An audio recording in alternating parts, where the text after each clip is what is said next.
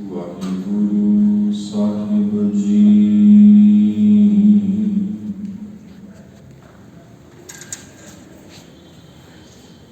ਗੁਰੂ ਗਰੀਬ ਨਿਵਾਜ ਧੰਨ ਧੰਨ।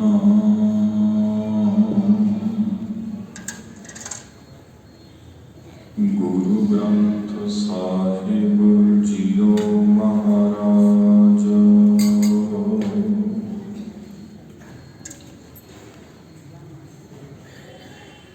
ਤੁਧ ਆਗੇ ਅਰਦਾਸ ਹਮਾਰੀ,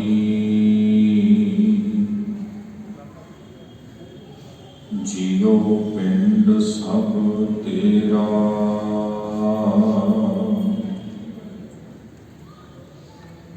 ਕਹੋ ਨਾਨਕ ਸਭ ਤੇਰੀ ਵਡਿਆਈ।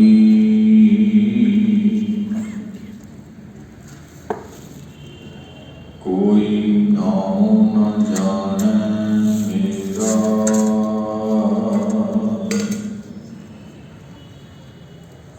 ਕਿਰਪਾ ਕਰੋ ਦੀਨ ਕੇ ਦਾਤੇ।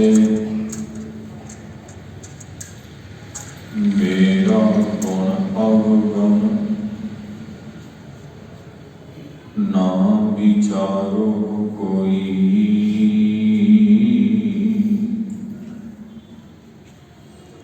ਮਾਟੀ ਕਾ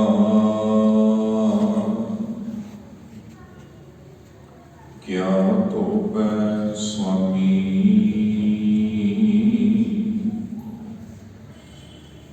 ਮਾਨਸ ਕੀ ਗਤ ਇਹੀ।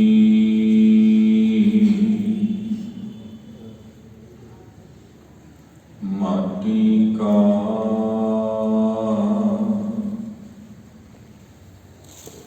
ਕਿਆ ਧੋਵੈ ਸੁਆਮੀ,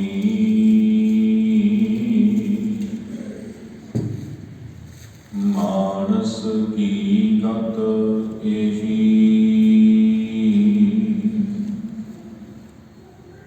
ਸਾਧੋ ਮਨ ਕਾ ਮਾਨ ਤਿਆਗੋ, ਕਾਮ ਕ੍ਰੋਧ ਸੰਗਤ ਦੁਰਜਨ ਕੀ।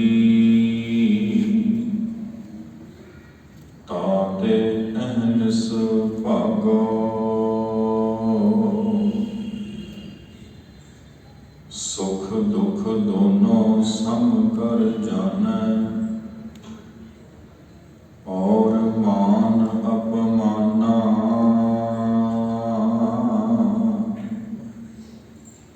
ਹਰਖ ਸੋਗ ਤੇ ਰਹਿ ਅਤੀਤਾ।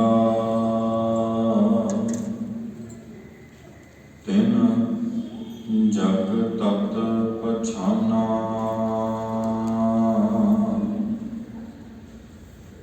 ਉਸਤਤ ਨਿੰਦਾ ਦੋ ਤਿਆਗੈ। ਖੋਜੈ ਪਦ ਨਿਰਵਾਣਾ, ਜਨ ਨਾਨਕ ਇਹ ਖੇਲ ਕਠਨ ਹੈ। ਕਿਨਹੂ ਗੁਰਮੁਖ ਜਾਨਾ,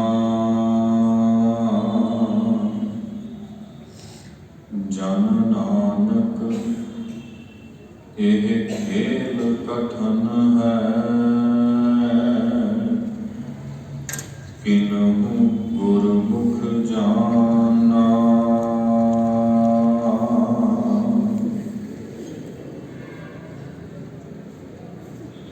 ਪਰਮ ਸਨਮਾਨਯੋਗ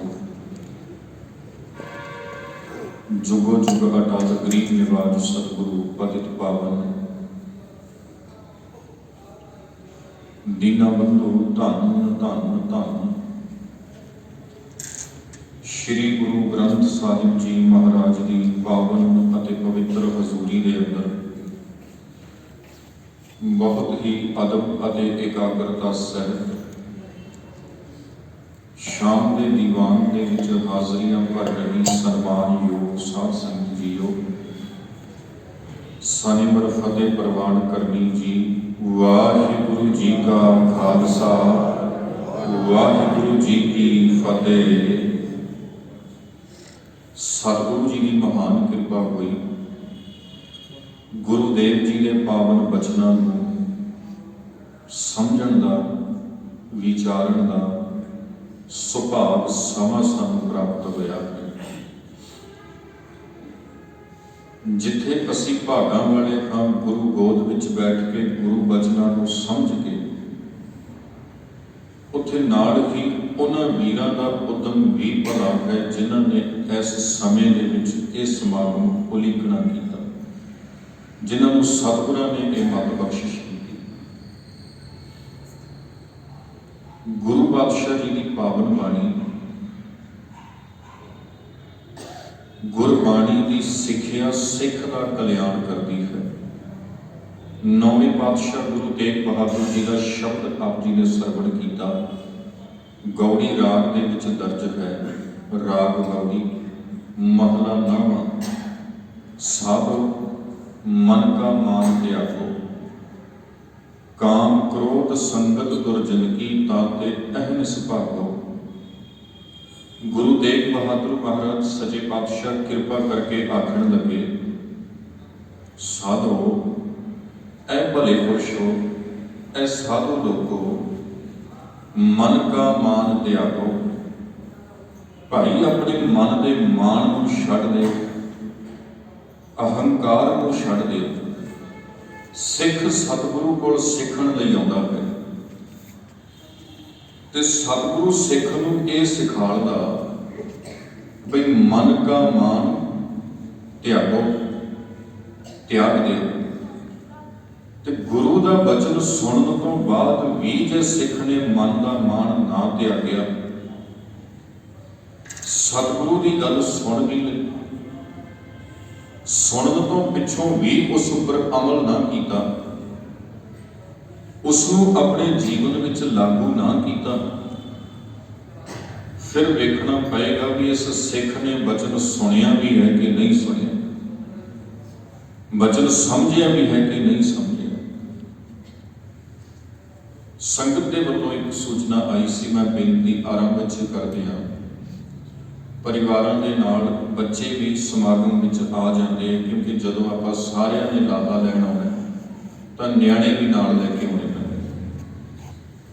ਸੋ ਨਿਆਣਿਆਂ ਨੂੰ ਆਪਾਂ ਥੋੜਾ ਜਿਹਾ ਅਦਬ ਤੇ ਸਲੀਕੇ ਦੇ ਵਿੱਚ ਰੱਖੀਏ। ਵੈਸੇ ਬੱਚਾ ਨਾ ਸਮਝ ਹੁੰਦਾ, ਉਸ ਨੂੰ ਨਾ ਤੇ ਇਹ ਚੱਲ ਰਹੇ ਸਮਾਗਮ ਦੀ ਸਮਝੇ ਤੇ ਨਾ ਹੀ ਆਪਾਂ ਜੋ ਉਸ ਨੂੰ ਸਮਝਾਉਣ ਦੀ ਕੋਸ਼ਿਸ਼ ਕਰਾਂਗੇ, ਹੋ ਸਕਦਾ ਉਸ ਦੀ ਫਿਰ ਵੀ ਕੋਸ਼ਿਸ਼ ਕਰੀਏ ਬੱਚਿਆਂ ਨੂੰ ਰੌਲੇ ਤੋਂ ਪਰਹੇਜ਼ ਰੱਖਣ ਦੇ ਲਈ ਤੇ ਟਿਕ ਕੇ ਇੱਕ ਥਾਂ ਦੇ ਉੱਪਰ ਬੈਠਣ ਦੀ ਆਦਤ ਉਹਨਾਂ ਨੂੰ ਪਾਈਏ। ਜੇ ਗੁਰੂ ਦਰਬਾਰ ਦੇ ਵਿੱਚ ਉਹਨਾਂ ਤੋਂ ਇਕਾਗਰਤਾ ਸਹਿਤ ਟਿਕਾ ਦੇ ਨਾਲ ਨਹੀਂ ਬੈਠ ਹੁੰਦਾ ਤੇ ਉਹਨਾਂ ਨੂੰ ਦਰਬਾਰ ਸਾਹਿਬ ਤੋਂ ਬਾਹਰ ਜਾਂ ਫਿਰ ਜਿੱਥੇ ਬੱਚੇ ਦੀ ਆਵਾਜ਼ ਸੰਗਤ ਤੱਕ ਨਾ ਆਵੇ, ਉੱਥੇ ਆਪਾਂ ਉਸ ਨੂੰ ਬਿਠਾ ਲਈਏ ਤਾਂ ਕਿ ਦੀਵਾਨ ਵਿੱਚ ਵਿਘਨ ਨਾ ਪਵੇ, ਇਕਾਗਰਤਾ ਆਪਣੀ ਬਣੀ ਰਹੇ। ਬੇਨਤੀ ਕਰ ਰਿਹਾ ਸਾਂ, ਸਾਧੋ ਮਨ ਕਾ ਮਾਨ ਤਿਆਗੋ।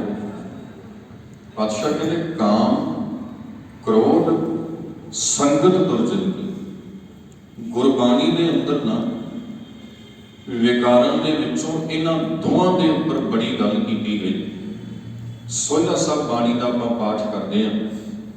ਗੁਰੂ ਰਾਮਦਾਸ ਜੀ ਨੇ ਬਚਨ ਲਿਖਿਆ, ਕਾਮ ਕ੍ਰੋਧ ਨਗਰ ਬਹੁ ਭਰਿਆ, ਮਿਲ ਸਾਧੂ ਖੰਡਲ ਖੰਡਾ ਹੈ। ਤੇ ਨੌਵੇਂ ਪਾਤਸ਼ਾਹ ਕਹਿਣ ਲੱਗੇ, ਕਾਮ ਕ੍ਰੋਧ ਸੰਗਤ ਦੁਰਜਨ ਕੀ, ਤਾਂ ਤੇ ਅਹਨਿਸ ਭਾਗੋ। ਸਾਡੀ ਬਿਰਤੀ ਦੇ ਮਾੜੇ ਐਬ ਹਨ ਸਾਧ ਸੰਗਤ ਦੇ। ਕਾਮ ਉਸ ਐਬ ਨੂੰ ਕਹਿ ਦਿੱਤਾ ਜਾਂਦਾ ਜਿਹੜਾ ਸਰੀਰ ਦੇ ਵਿਸ਼ੇ ਭੋਗਣ ਦੇ ਨਾਲ ਸੰਬੰਧ ਰੱਖਦਾ ਵਾ, ਤੇ ਕ੍ਰੋਧ ਉਸ ਨੂੰ ਆਖ ਦਿੱਤਾ ਜਾਂਦਾ ਵਾ ਜਿਹੜਾ ਅਹੰਕਾਰ ਨੂੰ ਲੱਗੀ ਹੋਈ ਸੱਟ ਨੂੰ ਬਰਦਾਸ਼ਤ ਨਹੀਂ ਕਰ ਪਾਉਂਦਾ ਤੇ ਪ੍ਰਤੀਕਰਮ ਦੇ ਵਜੋਂ ਦੁੱਗਣੇ ਉਲਾਰ ਦੇ ਨਾਲ ਉਸ ਦਾ ਜਵਾਬ ਦੇਣ ਦੀ ਕੋਸ਼ਿਸ਼ ਕਰਦਾ। ਉਹ ਬਿਰਤੀ ਹੈ ਨਾ ਜਿਹੜੀ, ਉਹ ਕ੍ਰੋਧ ਦੀ ਬਿਰਤੀ।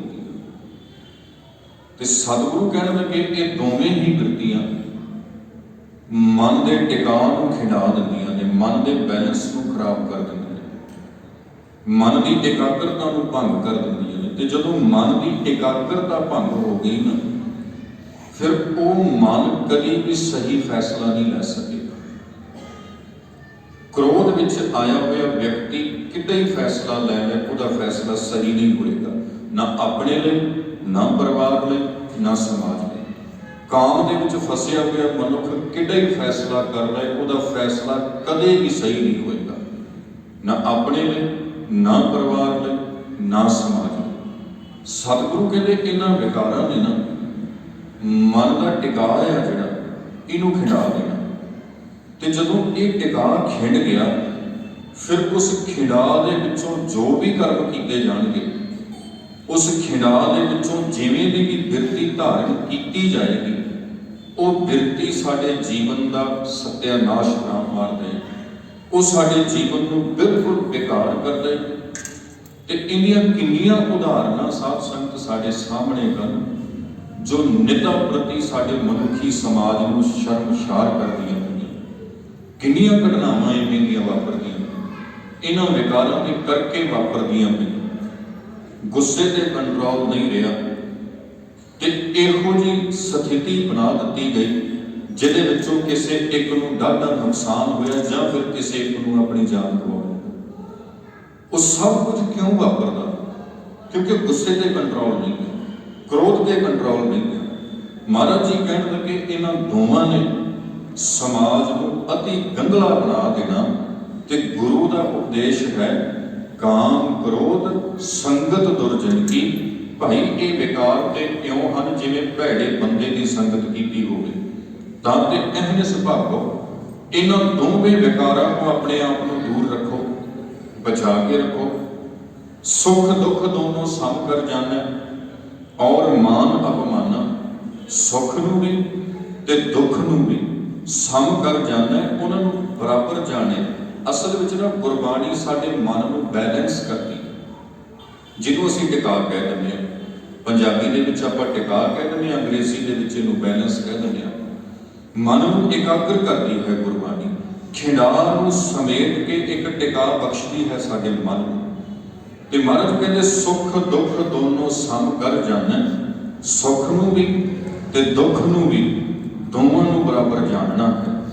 भाव सुख दे विच भी कोई इन्हां दा कदम नहीं पुट्टना जो बाद विच पछतावे का कारण बने, ते दुख दे विच भी कोई इन्हां दा कदम नहीं पुट्टना जो बाद विच पछतावे का कारण बने।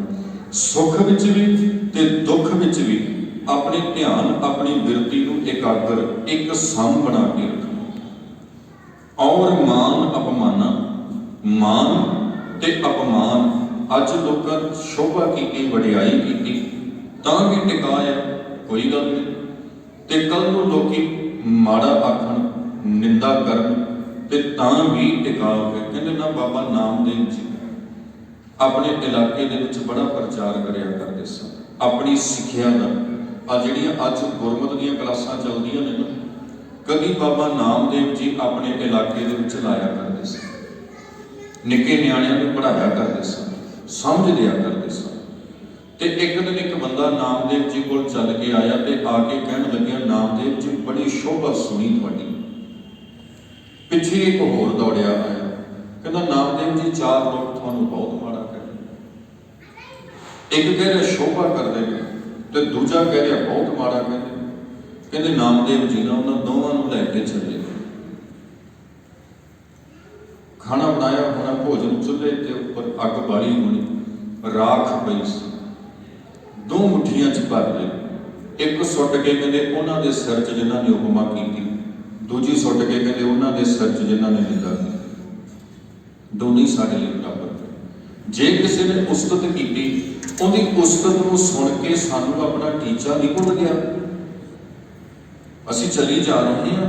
जे किसी ने निंदा की ते उसकी निंदा नूं सुन के सानूं अपना टीचा नहीं भुल गया, असीं चली जा रहे हैं।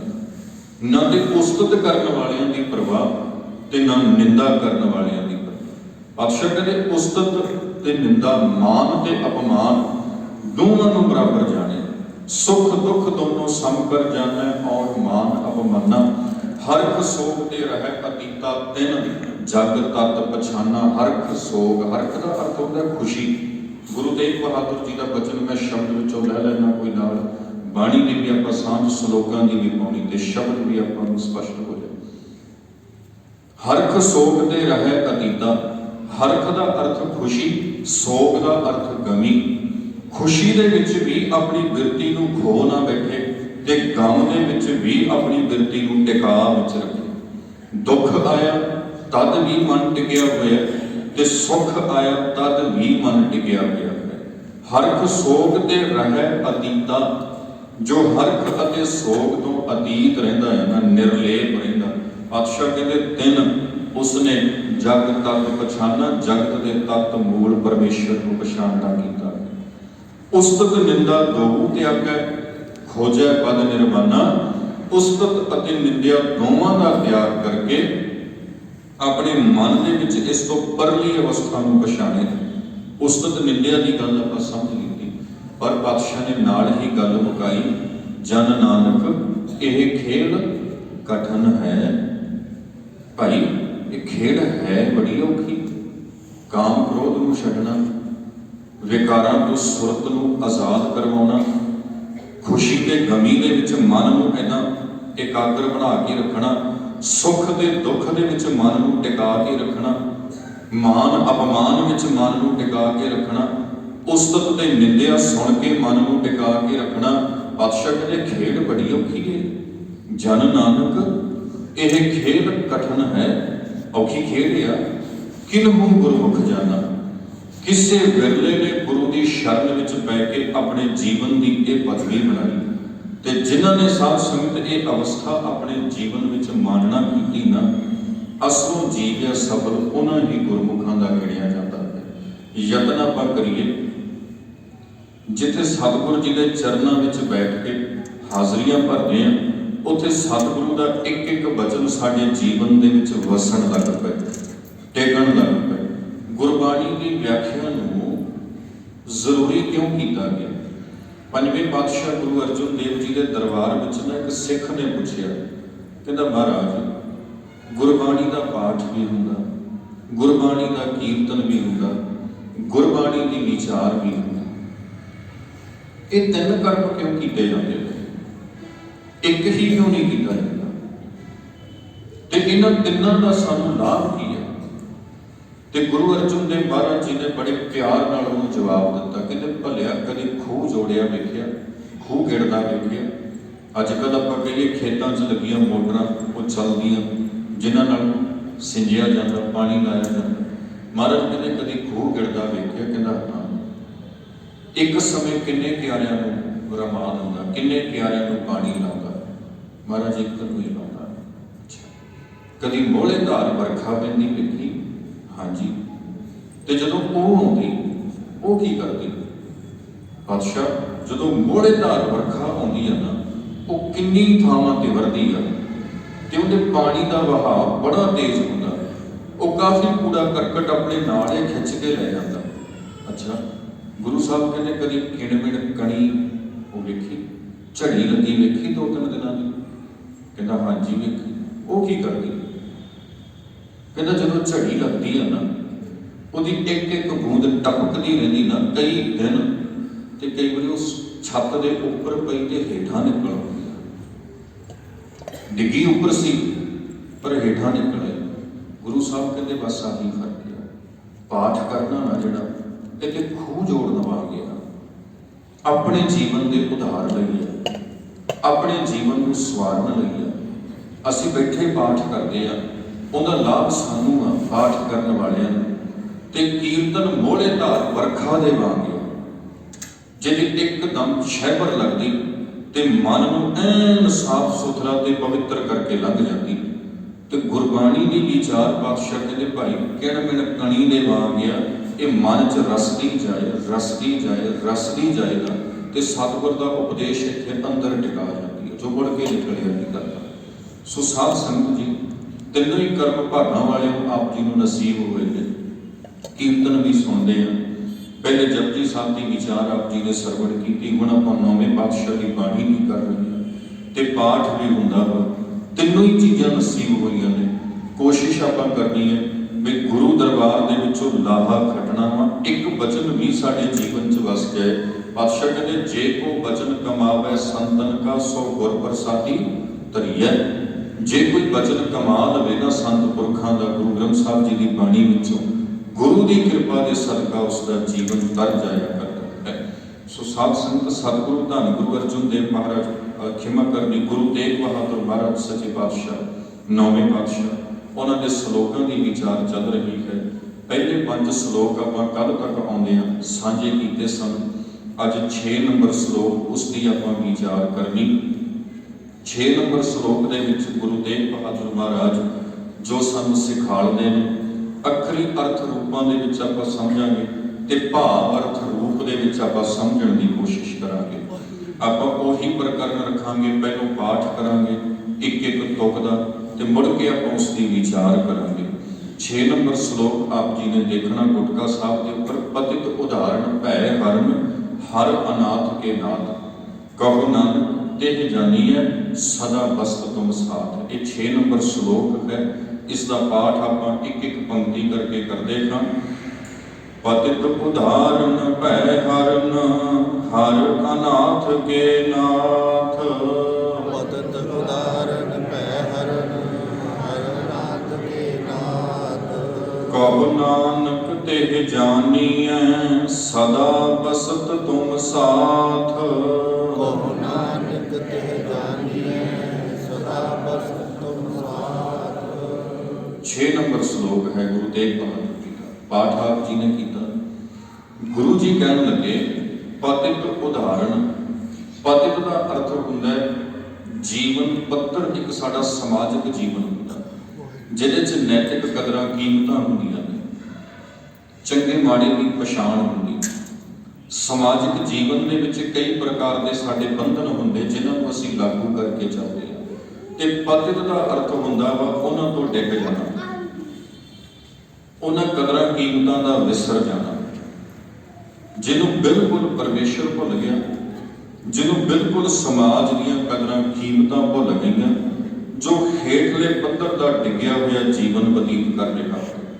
ਮਹਾਰਾਜ ਕਹਿੰਦੇ ਪਤਿਤ ਉਦਾਹਰਣ ਭੈ ਹਰਨ। ਉਦਾਹਰਣ ਦਾ ਅਰਥ ਹੈ ਤਾਰ ਦੇਣ ਵਾਲਾ, ਪਾਰ ਲਾ ਦੇਣ ਵਾਲਾ। ਪਰਮੇਸ਼ਰ ਇਵੇਂ ਲਾਇਆ ਭਾਈ ਜਿਹੜਾ ਪਤਿਤਾਂ ਨੂੰ ਵੀ ਤਾਰ ਦਿੰਦਾ, ਡਿੱਗਿਆ ਹੋਇਆਂ ਨੂੰ ਵੀ ਉੱਚੇ ਚੱਕ ਦਿੰਦਾ। ਜਿਨ੍ਹਾਂ ਦਾ ਜੀਵਨ ਬਿਲਕੁਲ ਡਿੱਗਿਆ ਹੋਇਆ ਰੱਬ ਦੀ, ਉਹਨਾਂ ਦੇ ਨਾਲ ਵੀ ਕੋਈ ਨਫ਼ਰਤ ਨਹੀਂ। ਪਰਮੇਸ਼ਰ ਉਹਨਾਂ ਦੇ ਉੱਪਰ ਕ੍ਰੋਧਿਤ ਨਹੀਂ ਹੁੰਦਾ। ਸਤਿਗੁਰੂ ਪਰਮਾਤਮਾ ਤੇ ਸਦਾ ਹੀ ਦਇਆਲੂ ਹੈ, ਹਰ ਇੱਕ ਦੇ ਉੱਪਰ ਬਖਸ਼ਿਸ਼ ਕਰਦਾ। ਕਹਿੰਦੇ ਨਾ ਭਾਈ ਵੀਰ ਸਿੰਘ ਜੀ ਦੇ ਕੋਲ ਕੋਈ ਉਹਨਾਂ ਦਾ ਸਾਥੀ ਆਇਆ, ਅੰਤਲੇ ਸਵਾਸਾਂ ਤੇ ਸੀ, ਤੇ ਭਾਈ ਸਾਹਿਬ ਨੂੰ ਕਹਿਣ ਲੱਗਿਆ ਵੀ ਜ਼ਿੰਦਗੀ 'ਚ ਬੜੇ ਮਾੜੇ ਕੰਮ ਕੀਤੇ ਨੇ ਮੈਂ, ਤੇ ਹੁਣ ਮੈਨੂੰ ਆਪਣੇ ਜੀਵਨ ਦਾ ਸਮਾਂ ਨੇੜੇ ਲੱਗਦਾ ਤੇ ਡਰ ਲੱਗ ਰਿਹਾ, ਮੈਂ ਬਖਸ਼ਿਆ ਜਾਵਾਂਗਾ ਕਿ ਨਹੀਂ। ਭਾਈ ਵੀਰ ਸਿੰਘ ਨੇ ਬੜਾ ਪਿਆਰਾ ਬਚਨ ਕੀਤਾ, ਰੱਬੀ ਰੂਹ ਸਨ। ਉਹ ਕਹਿਣ ਲੱਗੇ ਗੁਰਮੁਖਾ, ਤੇਰੇ ਕਰਮ ਵੱਡੇ ਨੇ ਕਿ ਰੱਬ ਦੀ ਬਖਸ਼ਿਸ਼ ਵੱਡੀ ਆ। ਜੇ ਤੇਰੇ ਮਾੜੇ ਕਰਮ ਵੱਡੇ ਨੇ ਤੇ ਰੱਬ ਦੀ ਬਖਸ਼ਿਸ਼ ਛੋਟੀ ਆ, ਫਿਰ ਤੇ ਨਹੀਂ ਤੂੰ ਬਖਸ਼ਿਆ ਜਾਂਦਾ। ਪਰ ਜੇ ਤੇਰੇ ਕਰਮ ਰੱਬ ਦੀ ਬਖਸ਼ਿਸ਼ ਦੇ ਸਾਹਮਣੇ ਕੁਝ ਵੀ ਨਹੀਂ, ਜੇ ਪਰਮੇਸ਼ਰ ਦੀ ਬਖਸ਼ਿਸ਼ ਵੱਡੀ ਆ, ਤੇਰੇ ਕਰਮ ਕੁਝ ਵੀ ਨਹੀਂ, ਫਿਰ ਤੇ ਤੂੰ ਬਖਸ਼ਿਆ ਜਾ ਸਕਦਾ, ਤੇ ਹੁਣੇ ਬਖਸ਼ਿਆ ਜਾ ਸਕਦਾ। ਇਹੋ ਜਿਹਾ ਕਮਾਲ ਦਾ ਬਚਨ ਕੀਤਾ। ਕਹਿੰਦੇ ਉਹ ਬੰਦਾ ਕਹਿਣ ਲੱਗਿਆ ਭਾਈ ਸਾਹਿਬ ਨੂੰ, ਮਨਾ ਮੂਹੀ ਭਾਰ ਮੇਰੇ ਸਿਰ ਤੋਂ ਆਪ ਜੀ ਨੇ ਲਾ ਦਿੱਤਾ। ਇੱਕੋ ਹੀ ਬਚਨ ਮੈਂ ਸੁਖਾਲਾ ਮਹਿਸੂਸ ਕਰਦਾ ਵੀ ਮੈਂ ਵੀ ਕਰ ਸਕਦਾ। ਕਦੀ ਸਾਡਾ ਬਾਬਾ ਨਾਨਕ, ਗੁਰੂ ਨਾਨਕ ਦੇਵ ਜੀ ਮਹਾਰਾਜ ਸੱਚੇ ਪਾਤਸ਼ਾਹ ਸੱਜਣ ਕੋਲ ਜਾਂਦੇ ਨੇ, ਤੇ ਉਹਦੇ ਨਾਲ ਜਦੋਂ ਗੱਲਬਾਤ ਹੁੰਦੀ, ਸੱਜਣ ਨੇ ਵੀ ਆਖਿਆ ਹੋਣਾ ਨਾ ਵੀ ਬਾਬਾ ਮੇਰੇ ਵਰਗਾ ਪਾਪੀ ਵੀ ਕਰ ਸਕਦਾ, ਪਤਾ ਨਹੀਂ ਕਿੰਨਿਆਂ ਨੂੰ ਮਾਰ ਦਿੱਤਾ ਹੋਣਾ ਮੈਂ ਪੈਸੇ, ਮੈਨੇ ਕੰਕਾਲਾਂ ਦੇ ਮੇਰੇ ਖੂਹ ਭਰੇ ਪਏ ਹੋਣੇ ਆ ਪਿੰਜਰਾਂ ਦੇ ਨਾਲ, ਕਿੰਨਿਆਂ ਨੂੰ ਮਾਰ ਛੱਡਿਆ ਹੋਣਾ ਪੈਸਿਆਂ, ਮੈਂ ਵੀ ਕਰ ਸਕਦਾ। ਬਾਬਾ ਜੀ ਨੇ ਆਖਿਆ ਹੋਣਾ ਕਿਉਂ ਨਹੀਂ ਕਰ ਸਕਦਾ, ਕਿਉਂ ਨਹੀਂ ਸਹੀ ਰਾਹ ਤੇ ਤੁਰ ਸਕਦਾ। ਸਤਿਗੁਰੂ ਨੇ ਨਾ ਸੁਧਰਨ ਦੀ ਆਪਸ਼ਨ ਕਿਸੇ ਤੋਂ ਨਹੀਂ ਖੋਹੀ। ਮਹਾਰਾਜ ਜੀ ਕਹਿੰਦੇ ਬੇਸ਼ੱਕ ਕਿੱਡੇ ਹੀ ਕੋਈ ਪਾਪੀ ਕਿਉਂ ਨਾ ਹੋਵੇ, ਗਿਰਿਆ ਕਿਉਂ ਨਾ ਹੋਵੇ, जे सच्चे मनों पछतावा कर रहा ते अपने आपे को सवारना चाहता, तुसी उसकी निंदा करके उहदी वो बिरती खत्म ना करो, बल्कि उसकी सहायता करो, चंगे पासे चल सके। बाबा जी ने बड़ियां दी कीती, डिगे तो डिगियां दी कीती, ते गुरबाणी विच उदाहरणां लईआं। जाको सिमर अजामल उतरियो, गनका वो गत पाई। गनका वो सी जिहदा जीवन बिल्कुल डिग्या, ते अजामल भी वो सी जिहड़ा बिल्कुल गिरे जीवन वाला। ते जे वो सफल जीवन वाले बन सकते हैं, उन्होंने एक समा दिता जा सकता भी तुसी भी भले लोग बन सकते हो।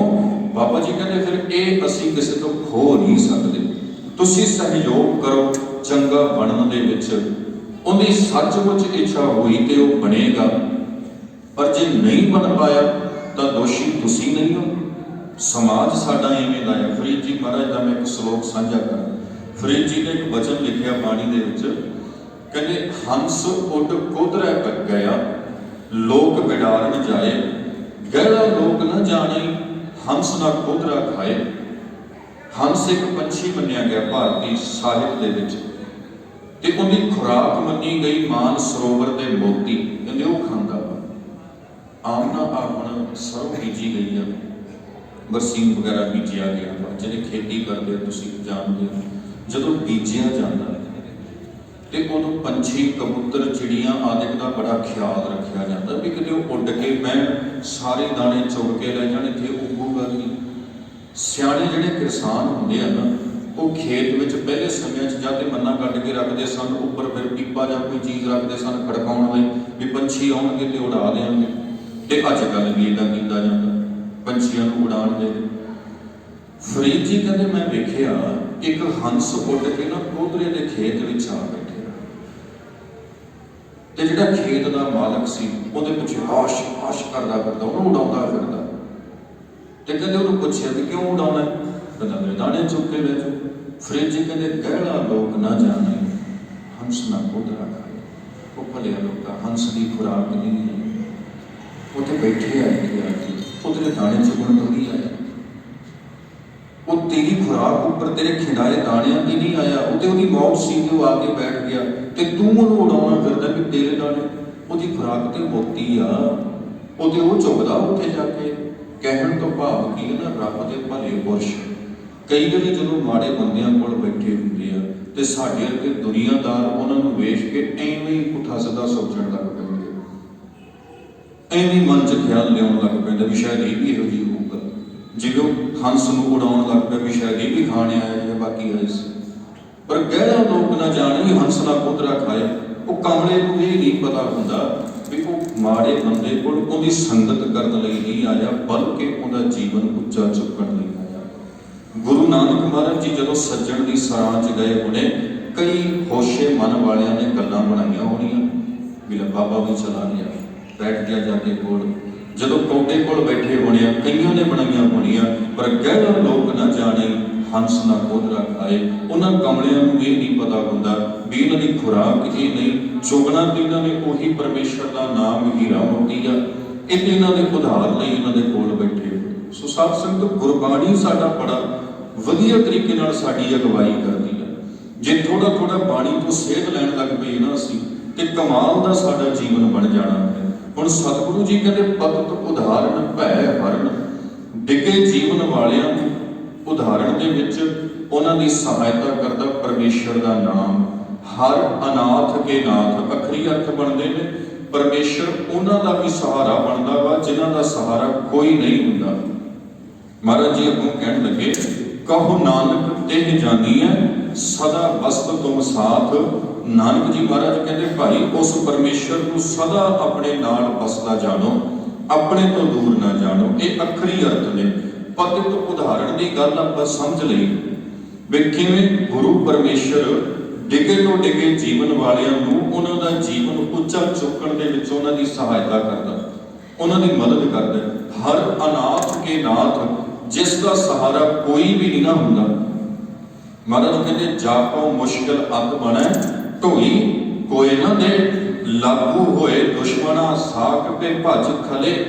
सबो भजै आसरा चुकै सब असराओ, चित आवै उस पार ब्रह्म लगै ना तती बाओ।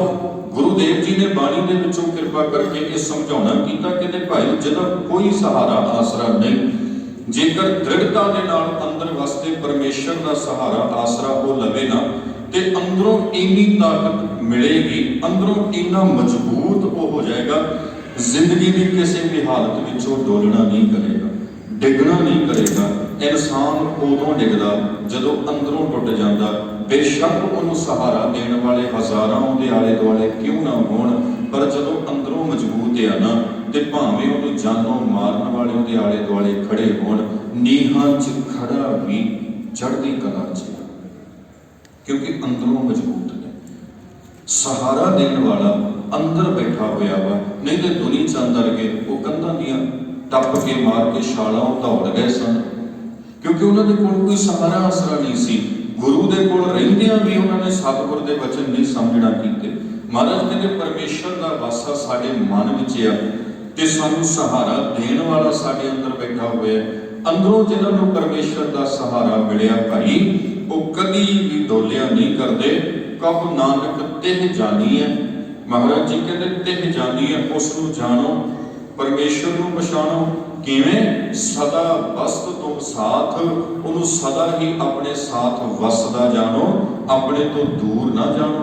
कदी भी असी ये भुल ना करिए अपनी जिंदगी च भी रब साडे तो दूर बैठा। मैं कई थावां ते एक गल सुणी, असी एक थां ते कथा करन गए, समागम सी साडा गुरुद्वारे दे विच, ते इदां ही जिवें ते सड़क पैंदी ना सामने रस्ता सी, ते सामने एक दीवार सी कच्ची गारे च चढ़ाई कीती होई, उपर कोई प्लस्तर कुछ भी नहीं सी, विरलां पईआं सी उहदे विच। ते मैं गड्डी खड़ा के ते मैं जान लग्या, ते मैं वेख्या एक बंदा ना विरलां च हत्थ मारी जा रहा। सबब भी मैं पुछ लिया, मैं कहा भरावा की कर लगा? कहता कुछ नहीं जी, तुसीं जाओ। मैं कहा जे कुछ गवाच गया सी, लाइटां ला दिंदे, चानण कर दिंदे, गुआची चीज़ ते लभ जाणी। कहता नहीं जी तुसीं जाओ। तो वो असीं भी खड़े पै गए, हनेरा पिया वा, ते बेचारा कंधां चुंगलां मार रहा, विरलां च पता नहीं उहदा की गवाच गया। तो जदों प्यार नाल पुछया ना, वो कहता मैं गुरुद्वारे चलिया मत्था टेकण। मैं कहा इत्थे दीवार चों उँगलां क्यों मारना? कहता जी मेरे को तंबाकू का पैकेट से, तो वो इत्थे थम रहा सी, मैं कंध च भी जांदा जांदा इत्थों कढ के ले। मैं कहा नाल क्यों नहीं लेके गया? नाल थोड़ी लेके जाना, गुरुद्वारे थोड़ी ये चीज़ लेके जानी। मैं कहा क्यों क्यों नहीं लेके जाना? कहता उत्थे गुरु साहब ने। मैं कहा जिथे खड़ा इत्थे है नहीं, जिथे तू खड़ोता हुआ इत्थे है नहीं, तू इत्थे है नहीं परमेश्वर। एक कंध च तू धुनी जा रही है, इत्थे रब है नहीं, उत्थे तेरे अंदर बैठा। गुरु साहब ते कहते भाई साडे अंदर परमेश्वर का वासा, ते एडी गंदगी असीं अंदर सुणदे पए आ शरीर दे, ते गुरुद्वारे लिआउण तो असीं संकोच करदे हां भी नहीं जी साडे पुੱਟ पऊ जे प्रबंधकां ने देख लिया, लेके जावांगे ते पाप लगू। गुरु साहब सानूं कहंदे आ सदा वस्त तुम साथ, वो सदा ही साडे नाल वसदा। ते जिन्हों ये समझ आ गई ना साध संगत, वो नशे तो भी बचेगा, हर औगण तो बचेगा, हर बुरी अलामत तो बचेगा, एक भला ते चंगा जीवन बतीत करेगा, समाज का एक चंगा जिम्मेवार नागरिक बन के विचरेगा। जिन्हों ये समझ आ गई सदा वस्त तुम साथ, परमेश्वर सदा साडे नाल वसदा, मैनूं सदा वेखदा। अक्सर मैं बेनती करदा हुंदा गुरुद्वारियां दे विच ना CCTV कैमरे लगे होंदे, तुहाडे भी लगे, दुकानां ते भी लगे, शॉपिंग मॉलां ते भी लगे, अजकल तो लोग घरां च भी लाउण लग पए। कई माण महसूस करदे आ, इदां दसदे आ चौड़े हो के भी साडा आ लगवाया होया जी। मैं मत्थे ते हत्थ मारदा भी साडी नलायकी दी निशानी है, एक कलंक आ मनुखता दे मत्थे ते। साडे उपर एडा इतवार नहीं रहा भी इन्हां कैमरिਆਂ ਨੂੰ बंद कर दिता जाए। कि साडा इतवार होया, साडा जीवन कर गया, ते साडे ते निगाह रखण वास्ते एक अख वखरी लाउणी पई। क्यों लाउणी पई? क्योंकि असीं मैं ये नहीं कहना जिन्हें आपां आए आपां माड़े आ, नहीं, पर कोई तो होऊगा जिहदे तो डर लगदा। असीं जे डिगे आ तां साडे ते निगाह रखण वास्ते इदां दियां जिहड़ियां बणीਆਂ बनाईਆਂ अखां आ ये लाउणीਆਂ पै। ये साडी नलायकी की निशानी ने। जे असीं जिम्मेवार होईए तो चुप दिते जाने। मैं पढ़ रहा सा कि जापान दे विच ना दुकानां नूं ताला नहीं लाया जाता, सिर्फ इदां लिख के चले जाते भी क्लोज, ये बंद है। ਤੇ ਲੋਕ ਇੰਨੇ ਚੰਗੇ ਆ ਅੰਦਰ ਨਹੀਂ ਵੜਦੇ, ਵੀ ਨਹੀਂ ਬੰਦੇ ਆ ਇਹ ਦੁਕਾਨ, ਤੇ ਆਪਣੇ ਤੇ ਹਰ ਥਾਂ ਤੇ ਤਾਲੇ, ਗੋਲਕਾਂ ਨੂੰ ਵੀ ਲਾਉਣੇ ਪੈ ਰਹੇ ਆ, ਕਈ ਥਾਵਾਂ ਤੇ ਸੰਗਲ ਵੀ ਪਾਏ ਹੁੰਦੇ ਆ, ਕੋਈ ਚਾਕੀ ਨਾ ਲੈ ਜੇ, ਕਈ ਘਟਨਾਵਾਂ ਆਈਆਂ ਨਾ ਮੋਢੇ ਤੇ ਧਰ ਕੇ ਲੈ ਜਾਂਦੇ ਆ। ਇਹ ਕਿਉਂ ਆ? ਕਿਉਂਕਿ ਅਸੀਂ ਭੁੱਲ ਬੈਠੇ ਆ ਕਿ ਸਾਡਾ ਸਿਰਜਣਹਾਰ ਪਰਮੇਸ਼ਰ ਸਾਡੇ ਨਾਲ ਆ। ਉਹਦੇ ਭੁੱਲਣ ਕਰਕੇ ਹਰ ਮਾੜੀ ਤੋਂ ਮਾੜੀ ਘਟਨਾ ਨੂੰ ਬੰਦਾ ਅੰਜਾਮ ਦੇ ਰਿਹਾ ਵਾ। ਸਾਡਾ ਸਮਾਜ ਡਿੱਗ ਚੁੱਕਿਆ, ਇਸੇ ਦੀ ਨਿਸ਼ਾਨੀਆਂ ਚੀਜ਼ਾਂ ਆ ਜੋ ਸਾਡੇ ਕੋਲ ਬਿਜਲੀ ਦੇ ਉਪਕਰਨ ਆਏ, ਇਸੇ ਦੀ ਨਿਸ਼ਾਨੀ। ਸੋ ਸਾਧ ਸੰਗਤ, ਗੁਰੂ ਸਾਨੂੰ ਸਮਝਾਉਂਦੇ ਨੇ ਪਰਮਾਤਮਾ ਸਦਾ ਸਾਡੇ ਨਾਲ ਹੈ, ਸਾਡੇ ਤੋਂ ਵਾਖੇ ਹੈ ਨਹੀਂ। ਅਸੀਂ ਉਸ ਨੂੰ ਆਪਣੇ ਅੰਗ ਸੰਗ ਵਸਦਾ ਜਦੋਂ ਜਾਣ ਲਵਾਂਗੇ ਤੇ ਪਰਮੇਸ਼ਰ ਦੇ ਪ੍ਰਤੀ ਅਦਬ ਅਤੇ ਪ੍ਰੇਮ ਦੀ ਭਾਵਨਾ, ਸਮਰਪਣ ਦੀ ਭਾਵਨਾ ਜਦੋਂ ਸਾਡੀ ਬਣ ਜਾਏਗੀ, ਫਿਰ ਸਾਡੀ ਇਹ ਦ੍ਰਿਸ਼ਟੀ ਵੇਖੇਗੀ ਕਿ ਗੁਰੂ ਅਮਰਦਾਸ ਜੀ ਮਹਾਰਾਜ ਬਾਣੀ 'ਚ ਕਹਿੰਦੇ ਆ, ਹਰ ਇੱਕ ਸਿੱਖ ਨੂੰ ਮੈਂ ਬੇਨਤੀ ਕਰਦਾ ਹੁੰਦਾ, ਆਨੰਦ ਸਾਹਿਬ ਜ਼ਰੂਰ ਪੜ੍ਹਿਆ ਕਰੋ। ਅੰਮ੍ਰਿਤ ਛਕਿਆ ਨਹੀਂ ਛਕਿਆ, ਆਨੰਦ ਸਾਹਿਬ ਜ਼ਰੂਰ ਪੜ੍ਹੋ, ਉਹਨੂੰ ਸਮਝੋ। ਮਹਾਰਾਜ ਜੀ ਨੇ ਬੜੇ ਰਹੱਸ ਆਨੰਦ ਸਾਹਿਬ ਦੇ ਵਿੱਚ ਖੋਲ੍ਹੇ ਨੇ। ਗੁਰੂਦੇਵ ਜੀ ਕਹਿੰਦੇ, ਇਹ ਨੇਤਰੋ ਮੇਰਿਓ ਹਰ ਤੁਮ ਮਹਿ ਜੋਤ ਧਰੀ, ਹਰ ਬਿਨ ਅਵਰ ਨਾ ਦੇਖੋ ਕੋਈ, ਹਰ ਬਿਨ ਅਵਰ ਨਾ ਦੇਖੋ ਕੋਈ, ਨਦਰੀ ਹਰ ਨਿਹਾਲਿਆ, ਇਹ ਵਿਸ ਸੰਸਾਰ ਤੁਮ ਦੇਖਦੇ, ਇਹ ਹਰ ਕਾ ਰੂਪ ਹੈ, ਹਰ ਰੂਪ ਨਦਰੀ ਆਇਆ। ਮਹਾਰਾਜ ਕਹਿੰਦੇ ਆ ਵਿਸ਼ਵ, ਵਿਸ ਦਾ ਅਰਥ ਹੈਗਾ ਵਿਸ਼ਵ, ਵਾਗੇ ਨੂੰ ਸਿਆਰੀ ਸੱਸਾ, ਉਹਦਾ ਅਰਥ ਨਿਕਲਦਾ ਵਿਸ਼ਵ। ਇਹ ਵਿਸ ਸੰਸਾਰ ਤੁਮ ਦੇਖਦੇ, ਇਹ ਵਿਸ਼ਵ, ਇਹ ਸੰਸਾਰ ਜਿਹੜਾ ਤੁਸੀਂ ਵੇਖ ਰਹੇ ਹੋ ਨਾ, ਇਹ ਹਰ ਕਾ ਰੂਪ ਹੈ, ਇਹ ਰੱਬ ਦਾ ਹੀ ਰੂਪ ਆ। ਇਹ ਜਗ ਸੱਚੇ ਕੀ ਹੈ ਕੋਠੜੀ, ਸੱਚੇ ਕਾ ਵਿੱਚ ਵਾਸ, ਸੱਚੇ ਪਰਮੇਸ਼ਰ ਦਾ ਇਹਦੇ ਵਿੱਚ ਵਾਸਾ ਆ। ਮਾਲਕ ਜੀ ਕਹਿੰਦੇ, ਜਿੱਥੇ ਵੀ ਚਲਾ ਜਾਏਗਾ ਤੂੰ ਰੱਬ ਤੋਂ ਵੱਖ ਨਹੀਂ ਹੋ ਸਕਦਾ, ਪਰਮੇਸ਼ਰ ਸਦਾ ਹੀ ਤੇਰੇ ਨਾਲ ਆ। ਜਦ ਸਾਡੀ ਇਹ ਭਾਵਨਾ ਬਣ ਗਈ ਸਾਧ ਸੰਗਤ, ਦੁਨੀਆ ਦੇ ਕਿਸੇ ਵੀ ਕੋਨੇ ਵਿੱਚ ਵਿਚਰਦੇ ਹੋਈਏ ਪਰਮੇਸ਼ਰ ਸਾਡੇ ਅੰਗ ਸੰਗ ਹੋਏਗਾ, ਤੇ ਮਨੁੱਖਤਾ ਵਿੱਚੋਂ, ਆ ਬ੍ਰਹਿਮੰਡ ਵਿੱਚੋਂ ਬ੍ਰਹਮ ਨੂੰ ਵੇਖਣ ਦੀ ਬਿਰਤੀ ਸਾਡੀ ਬਣ ਜਾਏਗੀ। ਉਸ ਵੇਲੇ ਇੱਕ ਵਧੀਆ ਜ਼ਿੰਮੇਵਾਰ ਇਨਸਾਨ ਬਣ ਕੇ ਵਿਚਰਾਂਗੇ। ਚੇਤਾ ਰੱਖਣਾ, ਜਿਸ ਦਿਨ ਕੁੱਲ ਦੁਨੀਆ ਦੇ ਲੋਕਾਂ ਦੀ ਇਹ ਦ੍ਰਿਸ਼ਟੀ ਬਣ ਗਈ ਨਾ, ਉਸ ਦਿਨ ਸਾਨੂੰ ਕਿਸੇ ਤੋਂ ਭੈ ਨਹੀਂ ਰਹੇਗਾ, ਉਸ ਦਿਨ ਸਾਨੂੰ ਸਰਹੱਦਾਂ ਬੰਦ ਕਰਨ ਦੀ ਲੋੜ ਨਹੀਂ ਰਹੇਗੀ, ਉਸ ਦਿਨ ਸਾਨੂੰ ਸ਼ਰਤਾਂ ਬਹੁਤੀਆਂ ਔਖੀਆਂ ਕਰਨ ਦੀ ਲੋੜ ਨਹੀਂ ਰਹੇਗੀ, ਕਿਉਂਕਿ ਇਤਬਾਰ ਹੋਏਗਾ ਇੱਕ ਦੂਜੇ ਦੇ ਉੱਪਰ। ਸੋ ਮਹਾਰਾਜ ਜੀ ਇੱਕ ਐਵੇਂ ਦਾ ਮਾਹੌਲ ਸਿਰਜਣਾ ਚਾਹੁੰਦੇ ਨੇ, ਤੇ ਉਹਦੇ ਲਈ ਸਭ ਤੋਂ ਪਿਆਰੀ ਉਦਾਹਰਣ ਪਰਮੇਸ਼ਰ ਦਾ ਭੈ, ਰੱਬ ਜੀ ਦਾ ਅਦਬ, ਰੱਬ ਜੀ ਦਾ ਸਤਿਕਾਰ, ਸਿਰਜਣਹਾਰ ਨੂੰ ਅੰਗ ਸੰਗ ਸਮਝਣਾ ਹੈ। ਇਹਦੇ ਨਾਲ ਬਿਰਤੀ ਪਵਿੱਤਰ ਵੀ ਰਹਿੰਦੀ ਹੈ, ਮਤ ਸਦਾ ਕਰਤੇ ਵਿੱਚ ਅਭੇਦ ਵੀ ਰਹਿੰਦੀ ਹੈ, ਤੇ ਸਦਾ ਕਰਤੇ ਦਾ ਦੀਦਾਰ ਵੀ ਕਰਦੀ ਰਹਿੰਦੀ ਹੈ। ਇਹ 6 ਨੰਬਰ ਸ਼ਲੋਕ ਸੀ। ਇਸ ਤੋਂ ਅੱਗੇ 7 ਨੰਬਰ ਸ਼ਲੋਕ ਹੈ। ਆਪਾਂ ਪਹਿਲਾਂ ਉਸ ਦਾ ਪਾਠ ਕਰਦੇ ਹਾਂ, ਫਿਰ ਆਪਾਂ ਉਸ ਨੂੰ ਸਮਝਣ ਦੀ ਕੋਸ਼ਿਸ਼ ਕਰਾਂਗੇ। ਗੁਰੂਦੇਵ ਜੀ ਲਿਖਦੇ ਹਨ, ਤਨ ਧਨ ਜਿਹ ਤੋ ਕਉ ਦਿਓ, ਤਾਂ ਸਿਉ ਨੇਹ ਨ ਕੀਨ। ਤਨ ਧਨ ਜਿਹ ਤੋ ਕਉ ਦਿਓ, ਤਾਂ ਸਿਉ ਨੇਹ ਨ ਕੀਨ। ਕਹੋ ਨਾਨਕ ਨਰ ਬਾਬਰੇ, ਅਬ ਕਿਉਂ ਦੌਲਤ ਦੀਨ। ਕਹੋ ਨਾਨਕ ਨਰ ਬਾਬਰੇ, ਅਬ ਕਿਉਂ ਦੌਲਤ ਦੀਨ। ਸ਼ਲੋਕ ਦੇ ਅਰਥ ਕਰਨ ਤੋਂ ਪਹਿਲਾਂ ਇੱਕ ਸ਼ਬਦ ਦਾ ਉਚਾਰਨ ਆਪਾਂ ਸਪਸ਼ਟ ਕਰ ਲਈਏ। ਗੁਟਕਾ ਸਾਹਿਬ ਦੇ ਉੱਪਰ ਗੌਰ ਨਾਲ ਵੇਖੋ, ਲਿਖਿਆ ਹੋਇਆ ਤਨ ਧਨ ਜਿਹ ਤੋ ਕਉ ਦਿਓ, ਤਾਂ ਸਿਉ ਨੇਹ ਨ ਕੀਨ। ਨੰਨੇ ਨੂੰ ਨਾਵਾਂ, ਖਾਹੇ ਨੂੰ ਔਂਕੜ, ਵਧੇਰੇ ਕਰਕੇ ਇਹ ਸ਼ਬਦ ਨੂੰ ਨੇਹੋ ਪੜ੍ਹਿਆ ਜਾਂਦਾ, ਹਾਹੇ ਨੂੰ ਔਂਕੜ ਬੋਲਿਆ ਜਾਂਦਾ। ਇਸੇ ਸ਼ਲੋਕ ਦੇ ਪਹਿਲੇ 2 ਸ਼ਬਦ ਪੜ੍ਹੋ, ਤਨ ਤੇ ਧਨ, ਦੋਵਾਂ ਦੇ ਨੰਨੇ ਨੂੰ ਔਂਕੜ ਲੱਗਿਆ ਵਾ, ਲੱਗਿਆ ਨਾ ਜੀ ਗੁਟਕਾ ਸਾਹਿਬ ਤੇ। ਉਹਨੂੰ ਅਸੀਂ ਤਨੋ ਮਨੋ ਨਹੀਂ ਪੜ੍ਹਦੇ, ਉਹਨੂੰ ਅਸੀਂ ਨਹੀਂ ਪੜ੍ਹਦੇ ਤਨੋ ਧਨੋ ਜੇ ਤੋ ਕਉ ਦਿਓ, ਤਾਂ ਸਿਉ ਨੇਹੋ ਨਾ ਕੀਨ, ਨਹੀਂ ਪੜ੍ਹਦੇ ਹਨ, ਪਰ ਔਂਕੜ ਲੱਗਿਆ ਵਾ। ਕਿਉਂ ਨਹੀਂ ਪੜ੍ਹਦੇ ਭਾਈ? ਕਾਰਨ ਕੀ ਹੈ? ਜਦ ਮਾਤਰਾ ਲੱਗੀ ਹੈ, ਉਸ ਦਾ ਪਾਠ ਕਿਉਂ ਨਹੀਂ ਕੀਤਾ ਜਾਂਦਾ? ਜੇ ਹਾਹੇ ਨੂੰ ਔਂਕੜ ਬੋਲਣਾ, ਫਿਰ ਨੰਨੇ ਨੂੰ ਔਂਕੜ ਕਿਉਂ ਨਹੀਂ ਬੋਲਣਾ? ਜਦ ਨੰਨੇ ਨੂੰ ਔਂਕੜ ਦਾ ਵੀ ਪਾਠ ਕੀਤਾ ਜਾਏ, ਜਾਂ ਫਿਰ ਹਾਹੇ ਨੂੰ ਔਂਕੜ ਨੂੰ ਵੀ ਰਹਿਣ ਦਿੱਤਾ ਜਾਏ। ਸਮਝੋ, ਆਰੰਭ ਦੇ ਵਿੱਚ ਨਾ ਪਹਿਲੇ ਦੀਵਾਨ ਵਿੱਚ ਮੈਂ ਬੇਨਤੀ ਕੀਤੀ ਸੀ, ਗੁਰਬਾਣੀ ਦਾ ਆਪਣਾ ਇੱਕ ਵਿਆਕਰਨ ਹੈ, ਤੇ ਗੁਰਬਾਣੀ ਦੇ ਵਿਆਕਰਨ ਦੇ ਵਿੱਚ ਸ਼ਬਦ ਇੱਕ ਵਚਨ ਤੇ ਬਹੁ ਵਚਨ ਹਨ। ਕਿਸੇ ਥਾਂ ਤੇ ਇੱਕ ਦੀ ਗੱਲ ਹੋ ਰਹੀ, ਅੰਗਰੇਜ਼ੀ 'ਚ ਤੁਸੀਂ ਸਿੰਗੂਲਰ ਪਲੂਰਲ ਕਹਿ ਦਿੰਦੇ ਹੋ, ਇੱਕ ਵਚਨ ਤੇ ਬਹੁਵਚਨ ਸ਼ਬਦ ਹਨ ਤੇ ਗੁਰਬਾਣੀ ਵਿੱਚ ਉਹਨਾਂ ਹੀ ਸ਼ਬਦਾਂ ਨੂੰ ਕਿਸੇ ਥਾਂ ਤੇ ਪੁਲਿੰਗ ਰੂਪ ਦੇ ਵਿੱਚ ਵਰਤਿਆ ਗਿਆ ਵਾ, ਕਿਸੇ ਥਾਂ ਤੇ ਉਹਦਾ ਜੈਂਡਰ ਚੇਂਜ ਕਰਕੇ ਉਹਨੂੰ ਇਸਤਰੀ ਲਿੰਗ ਰੂਪ ਵਿੱਚ ਵਰਤਿਆ ਗਿਆ ਵਾ। ਇਹ ਸਾਰੀਆਂ ਚੀਜ਼ਾਂ ਗੁਰਬਾਣੀ ਦੇ ਵਿੱਚੋਂ ਸਾਨੂੰ ਮਿਲਦੀਆਂ। ਇਹ ਕਿਸੇ ਵਿਦਵਾਨ ਨੇ ਨਹੀਂ ਪਾਈਆਂ, ਇਹ ਗੁਰੂ ਅਰਜਨ ਦੇਵ ਸੱਚੇ ਪਾਤਸ਼ਾਹ ਮਹਾਰਾਜ ਨੇ ਆਪ ਪਾਈਆਂ ਹੋਈਆਂ।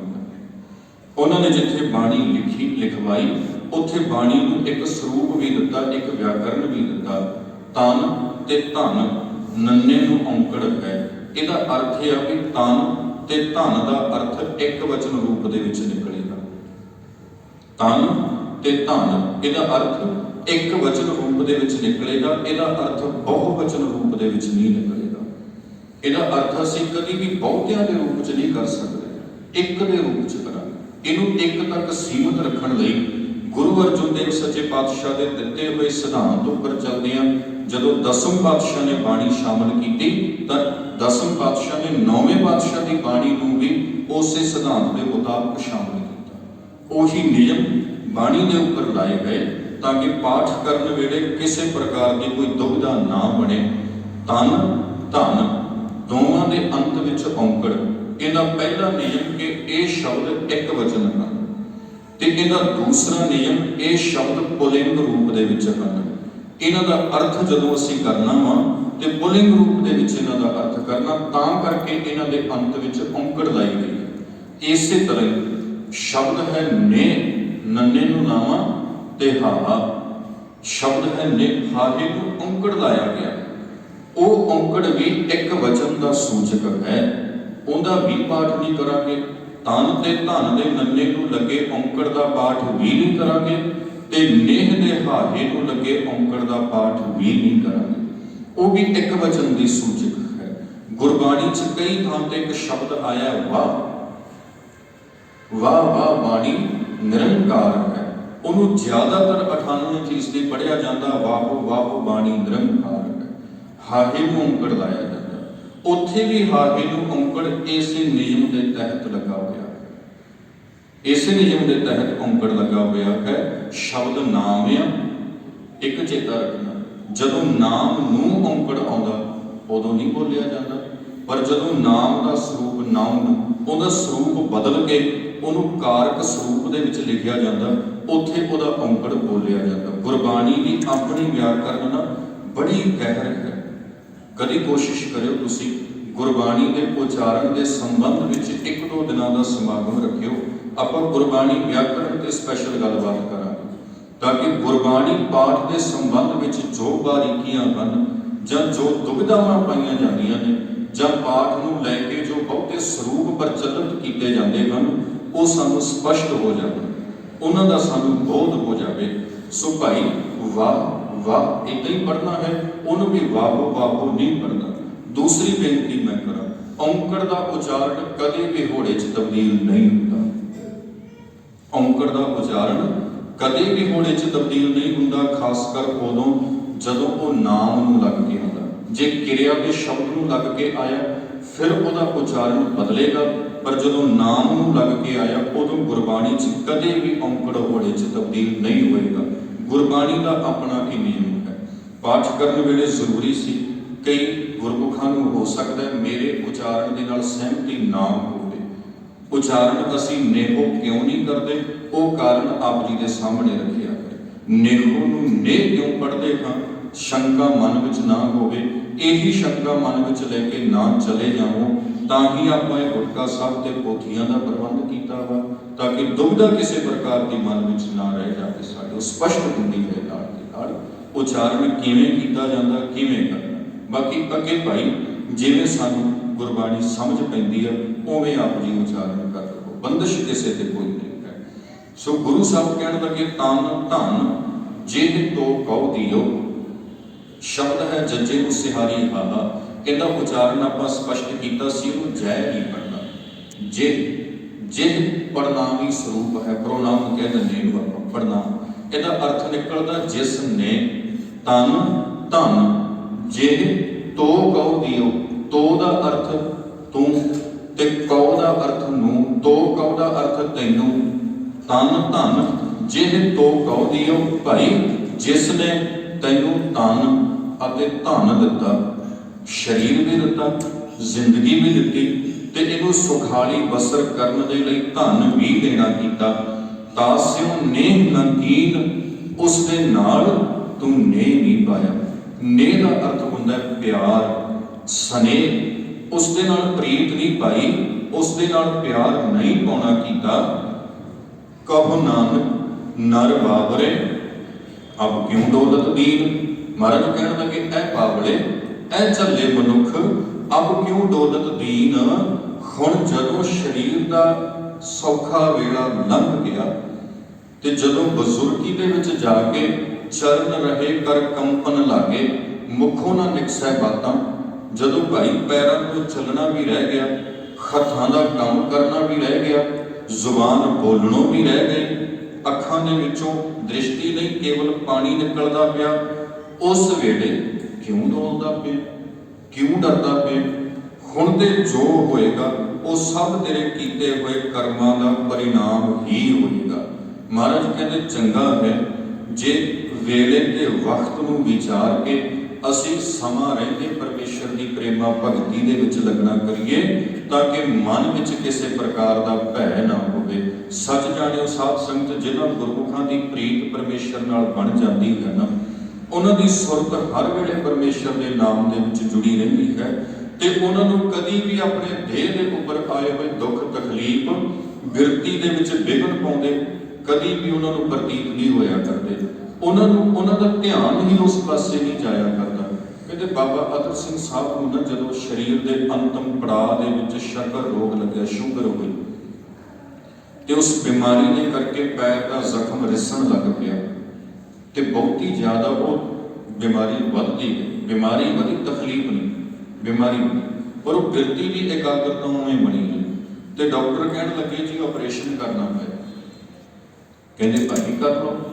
ਤੇ ਆਪਰੇਸ਼ਨ ਕਰਾਉਣ ਤੋਂ ਪਹਿਲਾਂ ਕਹਿੰਦੇ ਤੁਹਾਨੂੰ ਨਾ ਇੱਕ ਸ਼ੀਸ਼ੀ ਅਸੀਂ ਸੰਘਾਉਣੀ ਆ ਵੀ ਸਰੀਰ ਤੁਹਾਡਾ ਬੇਸੁਰਤ ਹੋ ਜਾਏ। ਅੱਜ ਕੱਲ੍ਹ ਤਾਂ ਆਪਣੀ ਜਿਹੜੀ ਹੁੰਦੀ ਰੀੜ੍ਹ ਦੀ ਹੱਡੀ ਇਹਦੇ 'ਚ ਟੀਕਾ ਲਾਇਆ ਜਾਂਦਾ, ਜਿੰਨੇ ਸਰੀਰ ਦੀ ਲੋੜ ਹੁੰਦੀ ਉਹਨੂੰ ਸੁੰਨ ਕਰ ਲਿਆ ਜਾਂਦਾ ਵਾ। ਪਹਿਲੇ ਸਮੇਂ 'ਚ ਤੇ ਸਾਰੇ ਸਰੀਰ ਸੁੰਨ ਕੀਤਾ ਜਾਂਦਾ ਸੀ। ਕਹਿੰਦੇ ਤੁਹਾਨੂੰ ਉਹ ਦਵਾਈ ਦੇਣੀ ਪੈਣੀ ਹੈ ਜਿਹਦੇ ਨਾਲ ਸਰੀਰ ਸੁੰਨ ਹੋ ਜਾਣਾ। ਕਹਿੰਦੇ ਭਾਈ ਸੁੰਨ ਹੋ ਕੇ ਕੀ ਹੋਏਗਾ? ਕਹਿੰਦੇ ਆਪਰੇਸ਼ਨ ਕਰਾਂਗੇ ਨਾ ਤੇ ਤਕਲੀਫ ਨਹੀਂ ਹੋਏਗੀ। ਉਹ ਕਹਿੰਦੇ ਇੱਦਾਂ ਹੀ ਕਰ ਲਓ, ਤਕਲੀਫ ਤੇ ਹੁਣ ਵੀ ਨਹੀਂ ਹੋਣੀ। ਕਹਿੰਦੇ ਨਹੀਂ ਜੀ ਦਰਦ ਹੋਏਗਾ। ਕਹਿੰਦੇ ਤੁਸੀਂ ਕਰੋ ਤੇ ਸਹੀ, ਸ਼ੁਰੂ ਕਰੋ, ਦਰਦ ਹੋਏਗਾ ਤੇ ਮੈਂ ਦੱਸ ਦਿਆਂਗਾ। ਉਹ ਬਿਰਤੀ ਨੂੰ ਟਿਕਾ ਕੇ ਬੈਠੇ। ਵੇਖੋ ਗੱਲ ਇਹ ਨਹੀਂ ਵੀ ਮੈਂ ਕਿਸੇ ਵਿਅਕਤੀ ਵਿਸ਼ੇਸ਼ ਦੀ ਵਡਿਆਈ ਕਰਨੀ। ਜਿਨੀ ਨਾਮ ਧਿਆਇਆ ਗਏ ਮਸ਼ੱਕਤ ਘਾਰ, ਨਾਨਕ ਤੇ ਮੁਖ ਉਜਲੇ ਕੀਤੀ ਛੁਟੀ ਨਾਲ। ਗੱਲ ਤੇ ਇਹ ਹੈ ਜਿਸ ਗੁਰਮੁਖ ਨੇ ਆਪਣੇ ਜੀਵਨ 'ਚ ਪਰਮੇਸ਼ਰ ਨੂੰ ਧਿਆਇਆ, ਉਹਨਾਂ ਦੇ ਜੀਵਨ ਦੀ ਵਡਿਆਈ ਹੈ। ਤੇ ਉਹ ਕਹਿੰਦੇ ਭਾਈ ਕਰੋ ਸ਼ੁਰੂ। ਉਹਨਾਂ ਕਰ ਦਿੱਤਾ ਤੇ ਇੱਦਾਂ ਹੀ ਬੈਠੇ ਰਹੇ। ਉਹਨਾਂ ਜੋ ਚੀਜ਼ ਫੜ ਕਰਨੀ ਸੀ ਕਰ ਲਈ ਤੇ ਕਰਕੇ ਸੀ ਦਿੱਤਾ, ਪੱਟੀ ਕਰ ਦਿੱਤੀ। ਅੱਖਾਂ ਖੋਲ ਕੇ ਕਹਿੰਦੇ ਭਾਈ ਹੋ ਗਿਆ? ਕਹਿੰਦੇ ਹਾਂਜੀ ਹੋ ਗਿਆ। ਤੁਹਾਨੂੰ ਪਤਾ ਨਹੀਂ ਚੱਲਿਆ? ਕਹਿੰਦੇ ਨਹੀਂ ਕੋਈ ਗੱਲ, ਮਾੜਾ ਮੋਟਾ ਚੱਲਿਆ, ਕੋਈ ਗੱਲ, ਤੁਸੀਂ ਜੋ ਹੁਣ ਕਰਨਾ ਅੱਗੇ ਕਰ ਲਓ। ਗੱਲ ਇਹ ਹੈ ਬਈ ਜਿਨ੍ਹਾਂ ਦੀ ਬਿਰਤੀ ਜੁੜੀ ਆ ਨਾ, ਜੇ ਉਹ ਨਿੱਕਾ ਜਿਹਾ ਆਪਰੇਸ਼ਨ ਕਰਵਾ ਸਕਦੇ ਨੇ ਤੇ ਇਹੋ ਜਿਹੀ ਬਿਰਤੀ ਵਾਲਾ ਬੰਦ ਕਿਉਂ ਨਹੀਂ ਕਟਵਾ ਸਕਦਾ? ਇਹੋ ਜਿਹੀ ਬਿਰਤੀ ਵਾਲੇ ਦੇ ਸਿਰ ਤੇ ਆਰਾ ਚੱਲੇ ਤੇ ਉਹ ਕਿਵੇਂ ਡੋਲ ਜਾਏਗਾ? ਇਹੋ ਜਿਹੀ ਬਿਰਤੀ ਵਾਲੇ ਨੂੰ ਦੇਗ 'ਚ ਉਬਾਲ ਦਿੱਤਾ ਜਾਏ, ਕਿਵੇਂ ਸੀ ਕਰ ਜਾਏਗਾ? ਉਹ ਨਹੀਂ ਕਰੇਗਾ। ਉਹ ਤੇ ਜਿਹੜੀ ਚੀਜ਼ ਮਹਿਸੂਸ ਕਰਨ ਵਾਲੀ ਅੰਦਰੋਂ, ਜਿਹਦੇ ਸਰੀਰ ਦੇ ਰੋਗ ਸੋਗ ਨੂੰ ਮਹਿਸੂਸ ਕਰਨਾ, ਉਹ ਬਿਰਤੀ ਤੇ ਪਰਮੇਸ਼ਰ ਦੇ ਪਿਆਰ ਵਿੱਚ ਟਿਕ ਪਈ ਹੈ। ਤੇ ਹੁਣ ਉਹ ਚੀਜ਼ਾਂ ਮਹਿਸੂਸ ਨਹੀਂ ਹੁੰਦੀਆਂ। ਹੁਣ ਇੱਕ ਦ੍ਰਿੜਤਾ ਅੰਦਰ ਪੈਦਾ ਹੋ ਗਈ, ਹੁਣ ਇੱਕ ਸਾਹਸ ਤੇ ਇੱਕ ਹੌਸਲਾ ਪੈਦਾ ਹੋ ਗਿਆ। ਹੁਣ ਪਤਾ ਚੱਲ ਗਿਆ ਵਾ ਵੀ ਜੋ ਪਰਮੇਸ਼ਰ ਦੀ ਰਜ਼ਾ 'ਚ ਵਾਪਰਨਾ, ਉਹ ਹਰ ਹੀਲੇ ਵਾਪਰ ਕੇ ਰਹਿਣਾ ਆ। ਤੇ ਜਿਨ੍ਹਾਂ ਗੁਰਮੁਖਾਂ ਨੂੰ ਰਜ਼ਾ 'ਚ ਰਹਿਣਾ ਆ ਜਾਂਦਾ ਨਾ ਸਾਧ ਸੰਗਤ, ਉਹਨਾਂ ਦੇ ਜੀਵਨ ਦੀ ਇਹ ਬਾਤ ਹੋਇਆ ਕਰਦੀ। ਮਹਾਰਾਜ ਕਹਿਣ ਲੱਗੇ ਤਾਨ ਧਨ ਜਿਹ ਤੋ ਕਉ ਦਿਓ, ਤਾਸਿਓ ਨੇਹ ਨਾ ਕੀਨ। ਜਿਸ ਪਰਮੇਸ਼ਰ ਨੇ ਤੈਨੂੰ ਭਾਈ ਆ ਦੇਹੀ ਦਿੱਤੀ, ਜੀਵਨ ਦਿੱਤਾ, ਜ਼ਿੰਦਗੀ ਦਿੱਤੀ, ਉਸ ਨਾਲ ਤੇ ਤੇਰਾ ਪਿਆਰ ਬਣਿਆ ਕੋਈ ਨਹੀਂ। ਕਹੋ ਨਾਨਕ ਨਰ ਬਾਬਰੇ ਅਬ ਕਿਉਂ ਦੌਲਤ ਦੀਨ। ਐ ਬੌਲੇ, ਐ ਝੱਲੇ, ਐ ਕਮਲੇ ਮਨੁੱਖ, ਹੁਣ ਕਿਉਂ ਡੋਲਦਾ ਪਿਆ ਆ? ਹੁਣ ਤੇ ਭਾਈ ਜੋ ਵੀ ਵਾਪਰੇਗਾ ਹੁਣ ਤੇ ਜੋ ਵੀ ਹੋਏਗਾ ਉਹ ਤੇਰੇ ਕੀਤੇ ਹੋਏ ਕਰਮਾਂ ਦਾ ਪਰਿਣਾਮ ਹੀ ਤੇਰੇ ਸਾਹਮਣੇ। ਉਡੀਕ ਕਰ ਲੈ, ਅੱਜ ਸਦਾ ਆਇਆ ਤੇ ਭਲਕ ਸਦਾ ਆਇਆ, ਆਉਣਾ ਜ਼ਰੂਰ ਹੈ। ਕਹਿਣ ਤੋਂ ਭਾਵ ਇਹ ਹੈ ਸਾਧ ਸੰਗਤ, ਅਸੀਂ ਆਪਣੇ ਜੀਵਨ ਦੇ ਕੀਮਤੀ ਸਮੇਂ ਨੂੰ ਅਜਾਈਂ ਨਾ ਗਵਾਈਏ। ਸਾਡੀ ਕੌਮ ਦੀ ਨਾ ਬੜੀ ਐਨਰਜੀ, ਬੜਾ ਜੋਸ਼ ਬੇਕਾਰ ਹੈ ਜਾ ਰਿਹਾ, ਨਾਰਿਆਂ 'ਚ ਜਾ ਰਿਹਾ, ਪਤਾ ਨਹੀਂ ਕਿੱਥੇ ਕਿੱਥੇ ਜਾ ਰਿਹਾ। ਇਸ ਜੋਸ਼ ਨੂੰ, ਕੌਮ ਦੀ ਐਨਰਜੀ ਨੂੰ ਸੰਭਾਲੀਏ, ਇਹਨੂੰ ਕਿਸੇ ਚੰਗੇ ਪਾਸੇ ਲਾਉਣ ਲਈ ਵਰਤੀਏ। ਕਿਧਰੇ ਸਾਡੀ ਕੌਮ ਦੇ ਵਿੱਚ ਇਹ ਸਾਹਸ ਪੈਦਾ ਹੋਵੇ ਵੀ ਅਸੀਂ ਕੌਮੀ ਪੱਖ ਤੋਂ ਕੁਝ ਕਰਨਾ ਚਾਹੁੰਦੇ। ਮੈਂ ਇੱਕ ਬੇਨਤੀ ਕਰਕੇ ਬੇਨਤੀਆਂ ਨੂੰ ਸੰਕੋਚਾਂਗਾ। ਅੱਜ ਦੇ ਸਮੇਂ ਨਾਲ ਸਾਡੀ ਕੌਮ ਦੇ ਕੋਲ ਪ੍ਰੋਗਰਾਮ ਕੋਈ ਵੀ ਨਹੀਂ। ਇਹ ਸਾਡਾ ਬੜਾ ਵੱਡਾ ਦੁਖਾਂਤ ਤੇ ਬੜੀ ਵੱਡੀ ਤਰਾਸਦੀ। ਕਿਸੇ ਸੰਸਥਾ ਨੇ ਪ੍ਰੋਗਰਾਮ ਨਹੀਂ ਲਿਖਿਆ ਬਈ ਸਿੱਖ ਆਉਣ ਵਾਲੇ 50 ਸਾਲਾਂ ਤੱਕ ਆਹ ਪ੍ਰਾਪਤੀਆਂ ਕਰਨਗੇ। ਕੋਈ ਏਜੰਡਾ, ਕੋਈ ਪ੍ਰੋਗਰਾਮ, ਕੁਝ ਵੀ ਨਹੀਂ ਕਰਨ ਦੇ ਸਾਡੇ ਕੋਲ। ਹਾਲਾਂਕਿ ਬੜਾ ਕੁਝ ਕਰਨ ਲਈ ਪਿਆ, ਸਾਰੇ ਖੇਤਰ ਪਿਆ ਵਾ। ਜ਼ਿੰਮੇਵਾਰ ਬੰਦੇ ਆਪਣੀ ਜ਼ਿੰਮੇਵਾਰੀ ਨੂੰ ਪਛਾਣ ਹੀ ਨਹੀਂ ਰਹੇ ਬਈ ਅਸੀਂ ਕੌਮ ਨੂੰ ਕੋਈ ਪ੍ਰੋਗਰਾਮ ਦੇਈਏ। ਸਾਧ ਸੰਗਤ ਜੀ 2020 ਚੱਲਦਾ ਵਾ ਤੇ 2040 ਤੱਕ ਆਹ ਚੀਜ਼ਾਂ ਅਸੀਂ ਪ੍ਰਾਪਤ ਕਰਨੀਆਂ ਨੇ। ਸਾਡੀ ਕੌਮ ਕੋਲ ਹੋਣਾ ਚਾਹੀਦਾ। ਸੰਤ ਬਾਬਾ ਅਤਰ ਸਿੰਘ ਜੀ ਨੂੰ ਨਾ ਪੁੱਛਿਆ ਗਿਆ, ਕਹਿੰਦੇ ਬਾਬਾ ਜੀ ਕੌਮ ਦੀ ਚੜ੍ਹਦੀ ਕਲਾ ਬਾਰੇ ਕੋਈ ਗੱਲ ਕਰੋ। ਉਹਨਾਂ ਨੇ ਇੱਕ ਗੱਲ ਕੀਤੀ, ਜੇ ਅੱਜ ਵੀ ਉਹ ਮੰਨ ਲਈ ਜਾਏ ਨਾ ਤਾਂ ਬੜੀ ਕਮਾਲ। ਉਹ ਕਹਿੰਦੇ ਭਾਈ ਪਹਿਲੀ ਗੱਲ ਸਮਝੋ, ਉਹਨਾਂ ਨੇ ਦੁਨਿਆਵੀ ਗੱਲ ਕੀਤੀ। ਕਹਿੰਦੇ ਗੁਰੂ ਨੇ ਸਾਨੂੰ ਦਸਵੰਧ ਕੱਢਣ ਦਾ ਹੁਕਮ ਕੀਤਾ ਤੇ ਸਾਡੇ ਸਿੱਖਾਂ ਦਾ ਇੱਕ ਸਾਂਝਾ ਖਜ਼ਾਨਾ ਹੋਣਾ ਚਾਹੀਦਾ। ਸਿੱਖਾਂ ਦਾ ਸਾਂਝਾ ਖਜ਼ਾਨਾ ਹੋਣਾ ਚਾਹੀਦਾ ਜਿਹਦੇ ਵਿੱਚ ਹਰ ਸਿੱਖ ਆਪਣਾ ਦਸਵੰਧ ਪਾਵੇ। ਉੱਥੇ ਇਕੱਠਾ ਹੋ ਗਏ ਤੇ ਕਿਸੇ ਵੀ ਗੁਰਸਿੱਖ ਨੂੰ ਲੋੜ ਆ ਤੇ ਉਸ ਖਜ਼ਾਨੇ ਦੇ ਵਿੱਚੋਂ, ਸਾਂਝੇ ਖਜ਼ਾਨੇ ਦੇ ਵਿੱਚੋਂ ਲੋੜ ਤੇ ਲਾਇਆ ਜਾਵੇ। ਸਾਂਝੇ ਖਜ਼ਾਨੇ ਦੇ ਵਿੱਚ ਇਕੱਤਰ ਹੋਈ ਮਾਇਆ ਕੌਮੀ ਕਾਰਜ ਲਈ ਵਰਤੀ ਜਾਵੇ। ਕਿਉਂ ਨਹੀਂ ਅੱਜ ਸਿੱਖ ਇੱਕ ਸਿੱਖ ਬੈਂਕ ਸਥਾਪਿਤ ਕਰ ਰਹੇ? ਕਿ ਸਿੱਖਾਂ ਦੇ ਬੱਚਿਆਂ ਨੂੰ ਪੜ੍ਹਾਈ ਦੀ ਲੋੜ ਨਹੀਂ? ਕਿ ਸਿੱਖਾਂ ਦੇ ਬੱਚਿਆਂ ਨੂੰ ਵਿਦਿਅਕ ਸੰਸਥਾਵਾਂ ਦੀ ਲੋੜ ਨਹੀਂ? ਕਿ ਜਿਹੜੇ ਗਰੀਬ ਸਿੱਖ ਨੇ ਉਹਨਾਂ ਨੂੰ ਇਲਾਜ ਦੀ ਲੋੜ ਨਹੀਂ? ਉਹ ਸਭ ਸੰਭਵ ਕਿਵੇਂ? ਸਿੱਖਾਂ ਕੋਲ ਵਿਦਵਾਨਾਂ ਦੀ ਘਾਟ ਨਹੀਂ ਆ। ਬੜਾ ਵੱਡਾ ਅਰਥ ਸ਼ਾਸਤਰੀ ਸਿੱਖਾਂ ਕੋਲ ਪਿਆ, ਮਨਮੋਹਨ ਸਿੰਘ, ਡਾਕਟਰ ਮਨਮੋਹਨ ਸਿੰਘ। ਕੋਈ ਜੇ ਬੰਦੇ ਨੂੰ ਆਖਿਆ ਜਾਏ ਵੀ ਭਾਈ ਸਾਹਿਬ ਤੁਹਾਡੀ ਅਸੀਂ ਪੰਥ ਵੱਲੋਂ ਡਿਊਟੀ ਲਾਉਂਦੇ ਹਾਂ, ਸਿੱਖਾਂ ਦੀ ਇੱਕ ਦਸਵੰਧ ਦੀ ਨੀਤੀ ਤਿਆਰ ਕਰਕੇ ਕਿਵੇਂ ਇਕੱਤਰ ਕਰਨਾ, ਕਿਵੇਂ ਸੰਭਾਲਿਆ ਜਾਣਾ, ਕਿਵੇਂ ਉਹਦੀ ਦੁਰਵਰਤੋਂ ਤੋਂ ਪਰਹੇਜ਼ ਕਰਨਾ ਤੇ ਕਿਹੜੇ ਕਿਹੜੇ ਨਿਯਮਾਂ ਦੇ ਰਾਹੀਂ ਉਹਨੂੰ ਵਰਤਣਾ ਵਾ, ਕਿੱਥੇ ਕਿੱਥੇ ਨਹੀਂ ਵਰਤਣਾ, ਕਿਉਂ ਨਹੀਂ ਇੱਦਾਂ ਦੇ ਕੰਮ ਕਰੇ ਤੇ ਕਰਵਾਏ ਜਾਂਦੇ। ਸਾਧ ਸੰਗਤ ਪ੍ਰੋਗਰਾਮ ਦੀ ਘਾਟ ਆ। ਜੇਕਰ ਸਾਡੀ ਕੌਮ ਕੋਲ ਪ੍ਰੋਗਰਾਮ ਹੋਵੇ ਨਾ, ਜਿੰਨਾ ਜੋਸ਼, ਜਿੰਨੀ ਐਨਰਜੀ ਸਿੱਖਾਂ ਵਿੱਚ ਹੈ, ਮੈਂ ਵੇਖ ਰਿਹਾ ਸਾਂ ਬਾਰਡਰ ਤੋੜ ਕੇ ਲੰਘ ਗਏ, ਜਿੰਨਾ ਜੋਸ਼, ਜਿੰਨੀ ਐਨਰਜੀ ਆ, ਕੁਝ ਵੀ ਕਰ ਸਕਦੇ ਪਰ ਉਹਨੂੰ ਵਰਤਣ ਦੀ, ਉਹਨੂੰ ਗਾਈਡੈਂਸ ਦੀ, ਉਹਨੂੰ ਅਗਵਾਈ ਦੀ ਇੱਕ ਲੋੜ ਹੈ। ਤੇ ਕੌਣ ਦੇਵੇ? ਉਹ ਜ਼ਿੰਮੇਵਾਰ ਲੋਕਾਂ ਦੀ। ਇਸ ਲਈ ਮੈਂ ਬੇਨਤੀ ਕਰ ਰਿਹਾ ਸਾਧ ਸੰਗਤ ਵੀ ਗੁਰੂ ਸਾਹਿਬ ਦੀ ਸਿੱਖਿਆ ਕਿਧਰੇ ਸਾਡੇ ਸਾਰਿਆਂ ਦੇ ਮਨਾਂ 'ਚ ਟਿਕ ਜਾਏ। ਗੁਰੂ ਸਾਹਿਬ ਦਾ ਉਪਦੇਸ਼ ਸਾਡੇ ਮਨਾਂ ਦੇ ਅੰਦਰ ਘਰ ਕਰ ਜਾਏ ਤੇ ਸਾਡਾ ਇਹ ਲੋਕ ਵੀ ਸਵਰੇਗਾ ਤੇ ਸਾਡਾ ਪਰਲੋਕ ਵੀ ਸਵਰੇਗਾ। ਸਮਾਂ ਆਪਣਾ ਹੋ ਚੁੱਕਿਆ। 2 ਸ਼ਲੋਕਾਂ ਦੀ ਆਪਾਂ ਵਿਚਾਰ ਕੀਤੀ ਹੈ। ਸਮੇਂ ਦੇ ਵਿੱਚ ਆਪਾਂ ਇੱਦਾਂ ਹੀ ਕਰਦੇ ਜਾਣਾ। ਮੈਂ ਬੇਨਤੀ ਕਰਦੇ ਹਾਂ, ਅੱਜ ਨਾ ਸਾਡਾ ਇਸ ਤੋਂ ਬਾਅਦ ਮੇਰਾ ਅਗਲਾ ਸਮਾਂ ਸਾਰੋਂ ਪੈਂਦੇ ਆ ਤੇ ਮੈਂ ਰਾਗੀ ਸਿੰਘਾਂ ਨੂੰ ਬੇਨਤੀ ਕਰਾਂਗਾ ਕਿਰਪਾ ਕਰਕੇ ਸਟੇਜ ਦੇ ਨੇੜੇ ਆ ਜਾਣ। ਆਨੰਦ ਸਾਹਿਬ ਦਾ ਕੀਰਤਨ ਆਪ ਗੁਰਮੁਖਾਂ ਨੂੰ ਭਾਈ ਸਾਹਿਬ ਉਹਨਾਂ ਦਾ ਜਥਾ ਸਰਵਣ ਕਰਵਾਏਗਾ। ਅਸਾਂ ਉੱਥੇ ਜਾਣਾ ਵਾ, ਸਮੇਂ ਨਾਲ ਮੈਂ ਉੱਥੇ ਅੱਪੜਨ ਦੀ ਕੋਸ਼ਿਸ਼ ਕਰਾਂਗਾ। ਆਪਾਂ ਸ਼ਲੋਕ ਦਾ ਪਾਠ ਕਰੀਏ ਤੇ ਪਾਠ ਕਰਕੇ ਆਪਾਂ ਸਮਾਗਮ ਨੂੰ ਸੰਕੋਚਨਾ ਕਰੀਏ। ਮਹਾਰਾਜ ਜੀ ਲਿਖਦੇ ਹਨ, ਤਨ ਤਨ ਜੇ ਤੋ ਕਉ ਦਿਓ ਤਾਂ ਸਿਉ ਨੇਹ ਨ ਕੀਨਾ। ਤਨ ਤਨ ਜੇ ਤੋ ਦਿਓ ਤਾਂ ਸਿਉ ਨੇਹ ਨ ਕੀਨਾ। ਕਹੋ ਨਾਨਕ ਨਰ ਬਾਬਰੇ ਅਬ ਕਿਉਂ ਦੌਲਤ ਦੀਨਾ। ਕਹੋ ਨਾਨਕ ਨਰ ਬਾਬਰੇ ਅਬ ਕਿਉਂ ਦੌਲਤ ਦੀਨਾ। ਸਤਿਗੁਰੂ ਸੱਚੇ ਪਾਤਸ਼ਾਹ ਕਿਰਪਾ ਕਰਨ। ਆਪ ਸਮੂਹ ਸਾਧ ਸੰਗਤ ਦੀ ਹਾਜ਼ਰੀ ਚੱਲਿਆ ਹੋਇਆ ਕਦਮ ਕਦਮ ਲੇਖੇ ਲਾਉਣ। ਗੁਰੂ ਜੀ ਦੀ ਬਖਸ਼ਿਸ਼ ਸਾਡੀ ਮੱਤ ਦੇ ਵਿੱਚ ਵਰਤੇ ਤਾਂ ਜੋ ਸਾਡਾ ਇਹ ਜਨਮ ਜੀਵਨ ਸਫਲ ਸੁਖੀਆ ਸੁਹੇਲਾ ਹੋਵੇ। ਇੰਨੀ ਬੇਨਤੀ ਆਪ ਸਿੱਖ ਸੰਗਤਾਂ ਨੇ ਪ੍ਰਵਾਨ ਕਰਨੀ। ਵਿਚਾਰ ਕਰਦਿਆਂ ਹੋਈਆਂ ਭੁੱਲਾਂ ਲਈ ਖਿਮਾ ਬਖਸ਼ਣੀ। ਜਿੰਨਾ ਸਮਾਂ ਜਥਾ ਸਟੇਜ ਉੱਪਰ ਆਉਂਦਾ ਹੈ ਕੋਸ਼ਿਸ਼ ਕਰੀਏ ਆਪਣੀ ਬਿਰਤੀ ਨੂੰ ਟਿਕਾ ਕੇ ਸਤਿਨਾਮ ਵਾਹਿਗੁਰੂ ਦੇ ਜਾਪ ਦੇ ਵਿੱਚ ਜੁੜਨਾ ਕਰੀਏ। ਜਿਵੇਂ ਦਰਬਾਰ ਸਾਹਿਬ ਤੋਂ ਪੜ੍ਹਿਆ ਜਾਂਦਾ ਉਸ ਰੂਪ ਦੇ ਵਿੱਚ 2-4 ਵਾਰ ਆਪ ਜੀ ਉਚਾਰਨ ਕਰੋ। ਜੇ ਜਥਾ ਸਟੇਜ ਦੇ ਉੱਪਰ ਆਵੇਗਾ, ਵਾਹਿਗੁਰੂ ਜੀ ਕਾ ਖਾਲਸਾ ਵਾਹਿਗੁਰੂ ਜੀ ਕੀ ਫਤਿਹ। ਸਤਿਨਾਮ। ਗੁਰੂ ਪਿਆਰੇ ਸਰਬੱਤ ਸਾਧ ਸੰਗਤ ਜੀ, ਸਾਡੇ ਬਹੁਤ ਹੀ ਸਤਿਕਾਰਯੋਗ ਭਾਈ ਸਾਹਿਬ ਭਾਈ ਜਸਵਿੰਦਰ ਸਿੰਘ ਜੀ ਜੋ ਰੋਜ਼ਾਨਾ ਆਪਾਂ ਨੂੰ ਗੁਰਮਤਿ ਵਿਚਾਰਾਂ ਦੇ ਨਾਲ ਜੋੜਦੇ ਹਨ। ਧੰਨ ਧੰਨ ਸ੍ਰੀ ਗੁਰੂ ਤੇਗ ਬਹਾਦਰ ਪਾਤਸ਼ਾਹ ਦੀ ਉਚਾਰਨ ਕੀਤੀ ਹੋਈ ਬਾਣੀ, ਨਾਵੇਂ ਮਹੱਲੇ ਦੇ ਸ਼ਲੋਕਾਂ ਦੀ ਵਿਆਖਿਆ, ਸ਼ਬਦ ਅਰਥ ਆਪਾਂ ਨੂੰ ਸਮਝਾਉਂਦੇ ਹਨ। ਭਾਈ ਸਾਹਿਬ ਦਾ ਬਹੁਤ ਬਹੁਤ ਧੰਨਵਾਦ ਹੈ। ਆਪ ਹੁਕਮ ਹੋਇਆ ਸਾਧ ਸੰਗਤ ਦਾ ਅੱਜ ਕਿ ਆਨੰਦ ਸਾਹਿਬ ਜੋ ਕਰਨਾ ਹੈ ਜਥੇ ਦੀ ਸੇਵਾ ਹੈ ਅਤੇ ਨਾਲ ਹੀ ਗੁਰੂ ਸਾਹਿਬਾਨ ਦੀ ਉਸਤਤ ਦੇ ਵਿੱਚ ਵੀ 5-4 ਮਿੰਟ ਲਾਉਣੇ ਹਨ। ਆਓ ਪਿਆਰ ਨਾਲ ਸਰਵਣ ਕਰੀਏ। ਸਾਰੇ ਆਪਾਂ ਗੁਰੂ ਦੇ ਚਰਨਾਂ ਦੇ ਨਾਲ ਜੁੜੀਏ।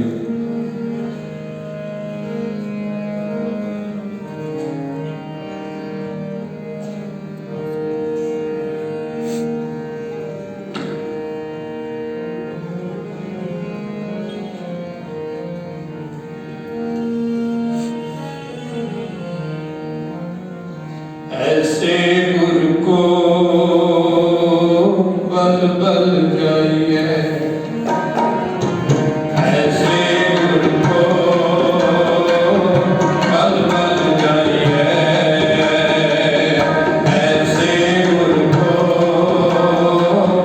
बल बल जाइए। आप मुकत मोहे तारे, आप मुकत मोहे तारे, आप मुकत मोहे तारे।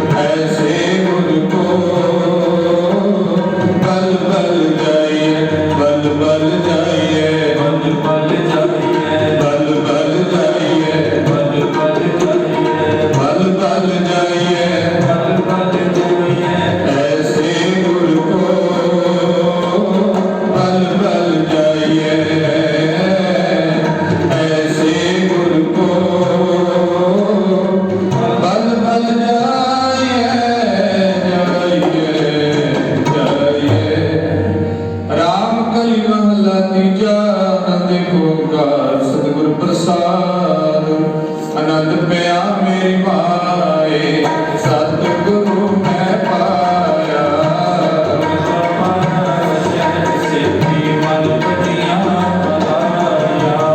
राग रतन परवार बड़िया शब्द गावणिया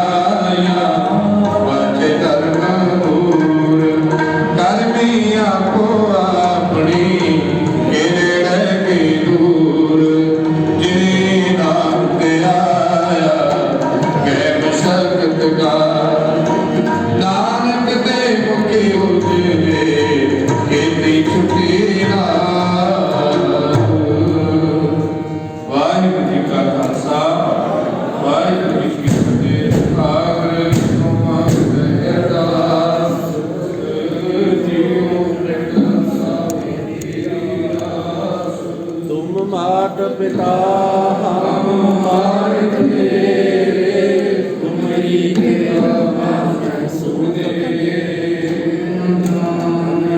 तुम्हारा ऊंचे देव जागवंत समझी तुम्हारा सुतरतारी हमते हो सो आज्ञाकारी बात मृत तुम्ही जानी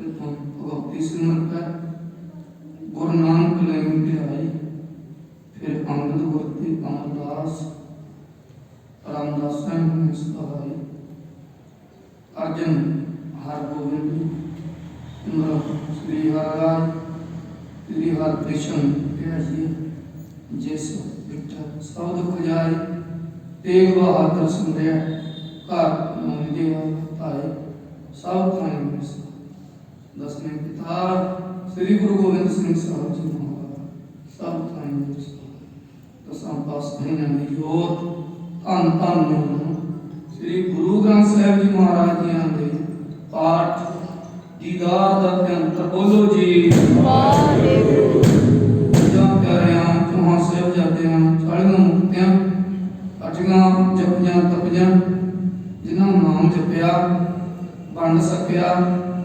देव चलाई तेग वाही देव के अंडट किया इन्हां प्यारियां सच्चारियां की कमाई का ध्यान कर बोलो जी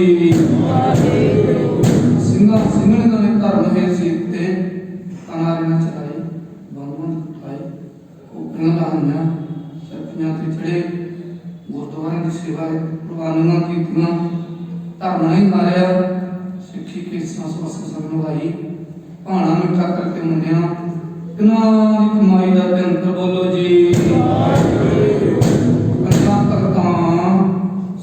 गुरुद्वारे अंदर बोलो जी खालसा जी की अरदास है जी सर्वत खालसा जी को वाहिगुरु वाहिगुरु वाहिगुरु चेतावे चेतावन का सरकार सर्व सुख होवे जहाँ जहाँ गुरु खालसा जी साहब हम प्रचार पाए देव तेग फतेह गुरु की पैज पंथ की जीत श्री साहब जी सहाय खालसा जी के बोलवाले बोलो जी दान केसदान अरहतदान विवेकदान वसाहदान भरोसादान दाना सरदान नामदान श्री अमृतसर साहिब जी के दर्शन स्नान चौकियां झंडे बुंगे जुगो जुग अटल धर्म कार्य का बोलो जी मत दा रखा काल प्रभु वाहिगुरु हे पंथ किस दा सहायकार जीओ श्री ननकाना साहिब ਅਤੇ ਹੋਰ ਗੁਰਦੁਆਰੇ ਕਮਾਂ ਜਿਨ੍ਹਾਂ ਤੋਂ ਪੰਥ ਨੂੰ ਜੋੜਿਆ ਗਿਆ ਹੈ ਸੇਵਾ ਸਮਾਲ ਕੁੱਲ ਦਾ ਸੁੰਦਰਦਾਨ ਪੰਥ ਦਾ ਸਰਵਸ ਨਹੀਂ ਮਾਣੇ ਦੇ ਮਾਣ ਤਾਣੇ ਤਾਣ ਦੀ ਕੋਟ ਸੱਚੇ ਪਿਤਾ ਵਾਹਿਗੁਰੂ ਜੀਓ ਹਜ਼ੂਰ ਮਹਾਰਾਜ ਜੀ ਦੇ ਚਰਨਾਂ ਨਾਲ ਪਾਸ ਸਮੂਹ ਸੰਗਤਾਂ ਦੀ ਅਰਦਾਸ ਬੇਨਤੀ आप जी ने बख्शिश का सदका अपरपार कृपा का सदका खालसा जीओ संध्या के सजे दवाना विच पावन बाणी श्री दसवें पाठ हरिजस कीर्तन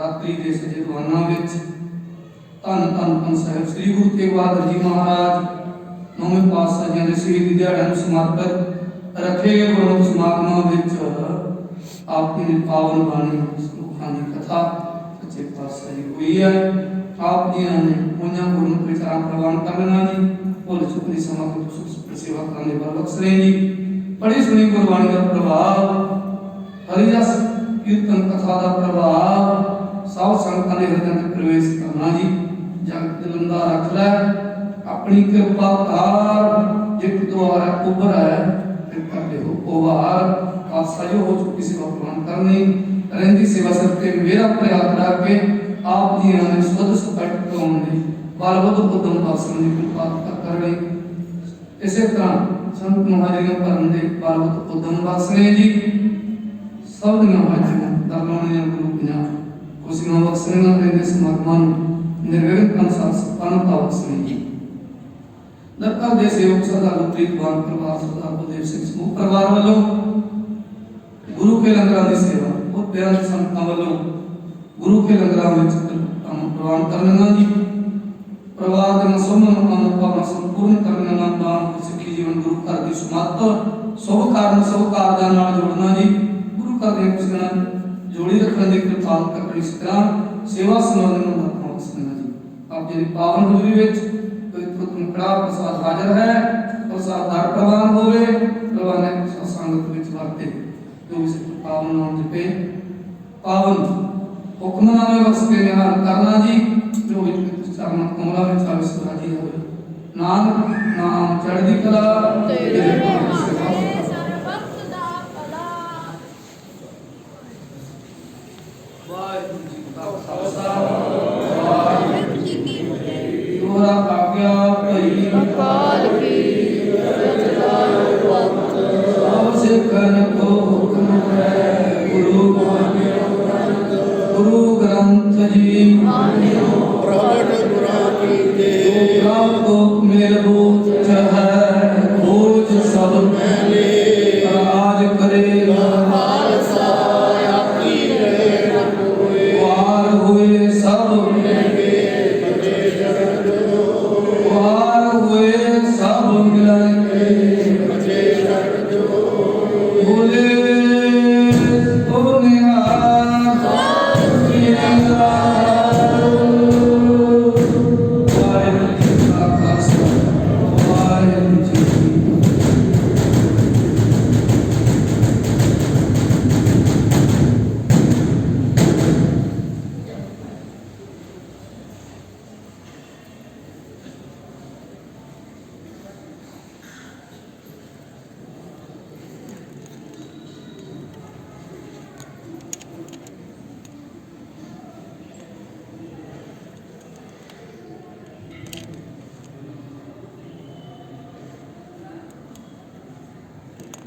ਵਾਹਿਗੁਰੂ ਜੀ ਸਤਨਾਮ ਸ੍ਰੀ ਵਾਹਿਗੁਰੂ ਸਾਹਿਬ ਜੀ। ਮੈਂ ਨਾਹੀ ਪ੍ਰਭ ਸਭ ਕਿਸ ਤੇਰਾ ਨਿਰਗੁਣ ਸਰਗੁਣ ਕੇਲ ਕਰਤ ਵਿੱਚ ਸੁਆਮੀ ਮੇਰਾ।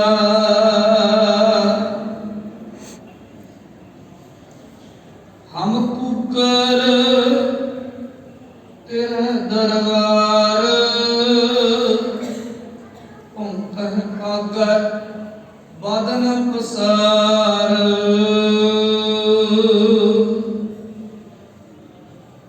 ਹਮ ਨਹੀਂ ਚੰਗੇ ਬੁਰਾ ਨਹੀਂ ਕੋਏ। ਪ੍ਰਣਵਤ ਨਾਨਕ ਤਾਰੇ ਸੋਏ। ਵਾਹਿਗੁਰੂ ਜੀ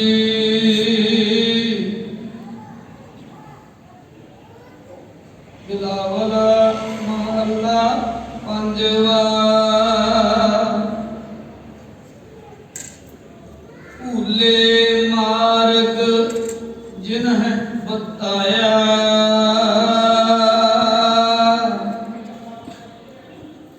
ਐਸਾ ਗੁਰ ਬੜ ਭਾਗੀ ਪਾਇਆ।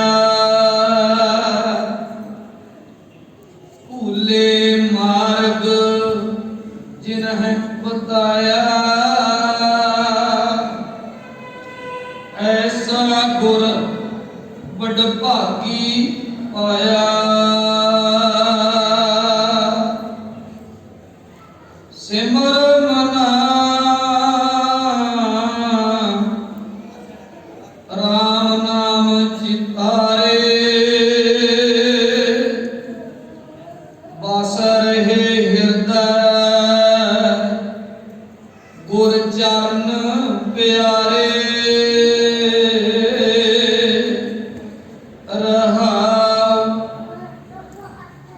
ਕਾਮ ਕ੍ਰੋਧ ਲੋਭ ਮੋਹ ਮਨ ਲੀਨਾ।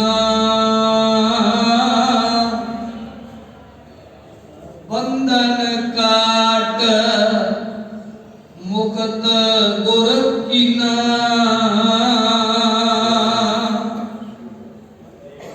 ਦੁਖ ਸੁਖ ਕਰਤ ਜਨਮ ਫੁਨ ਮੁਆ।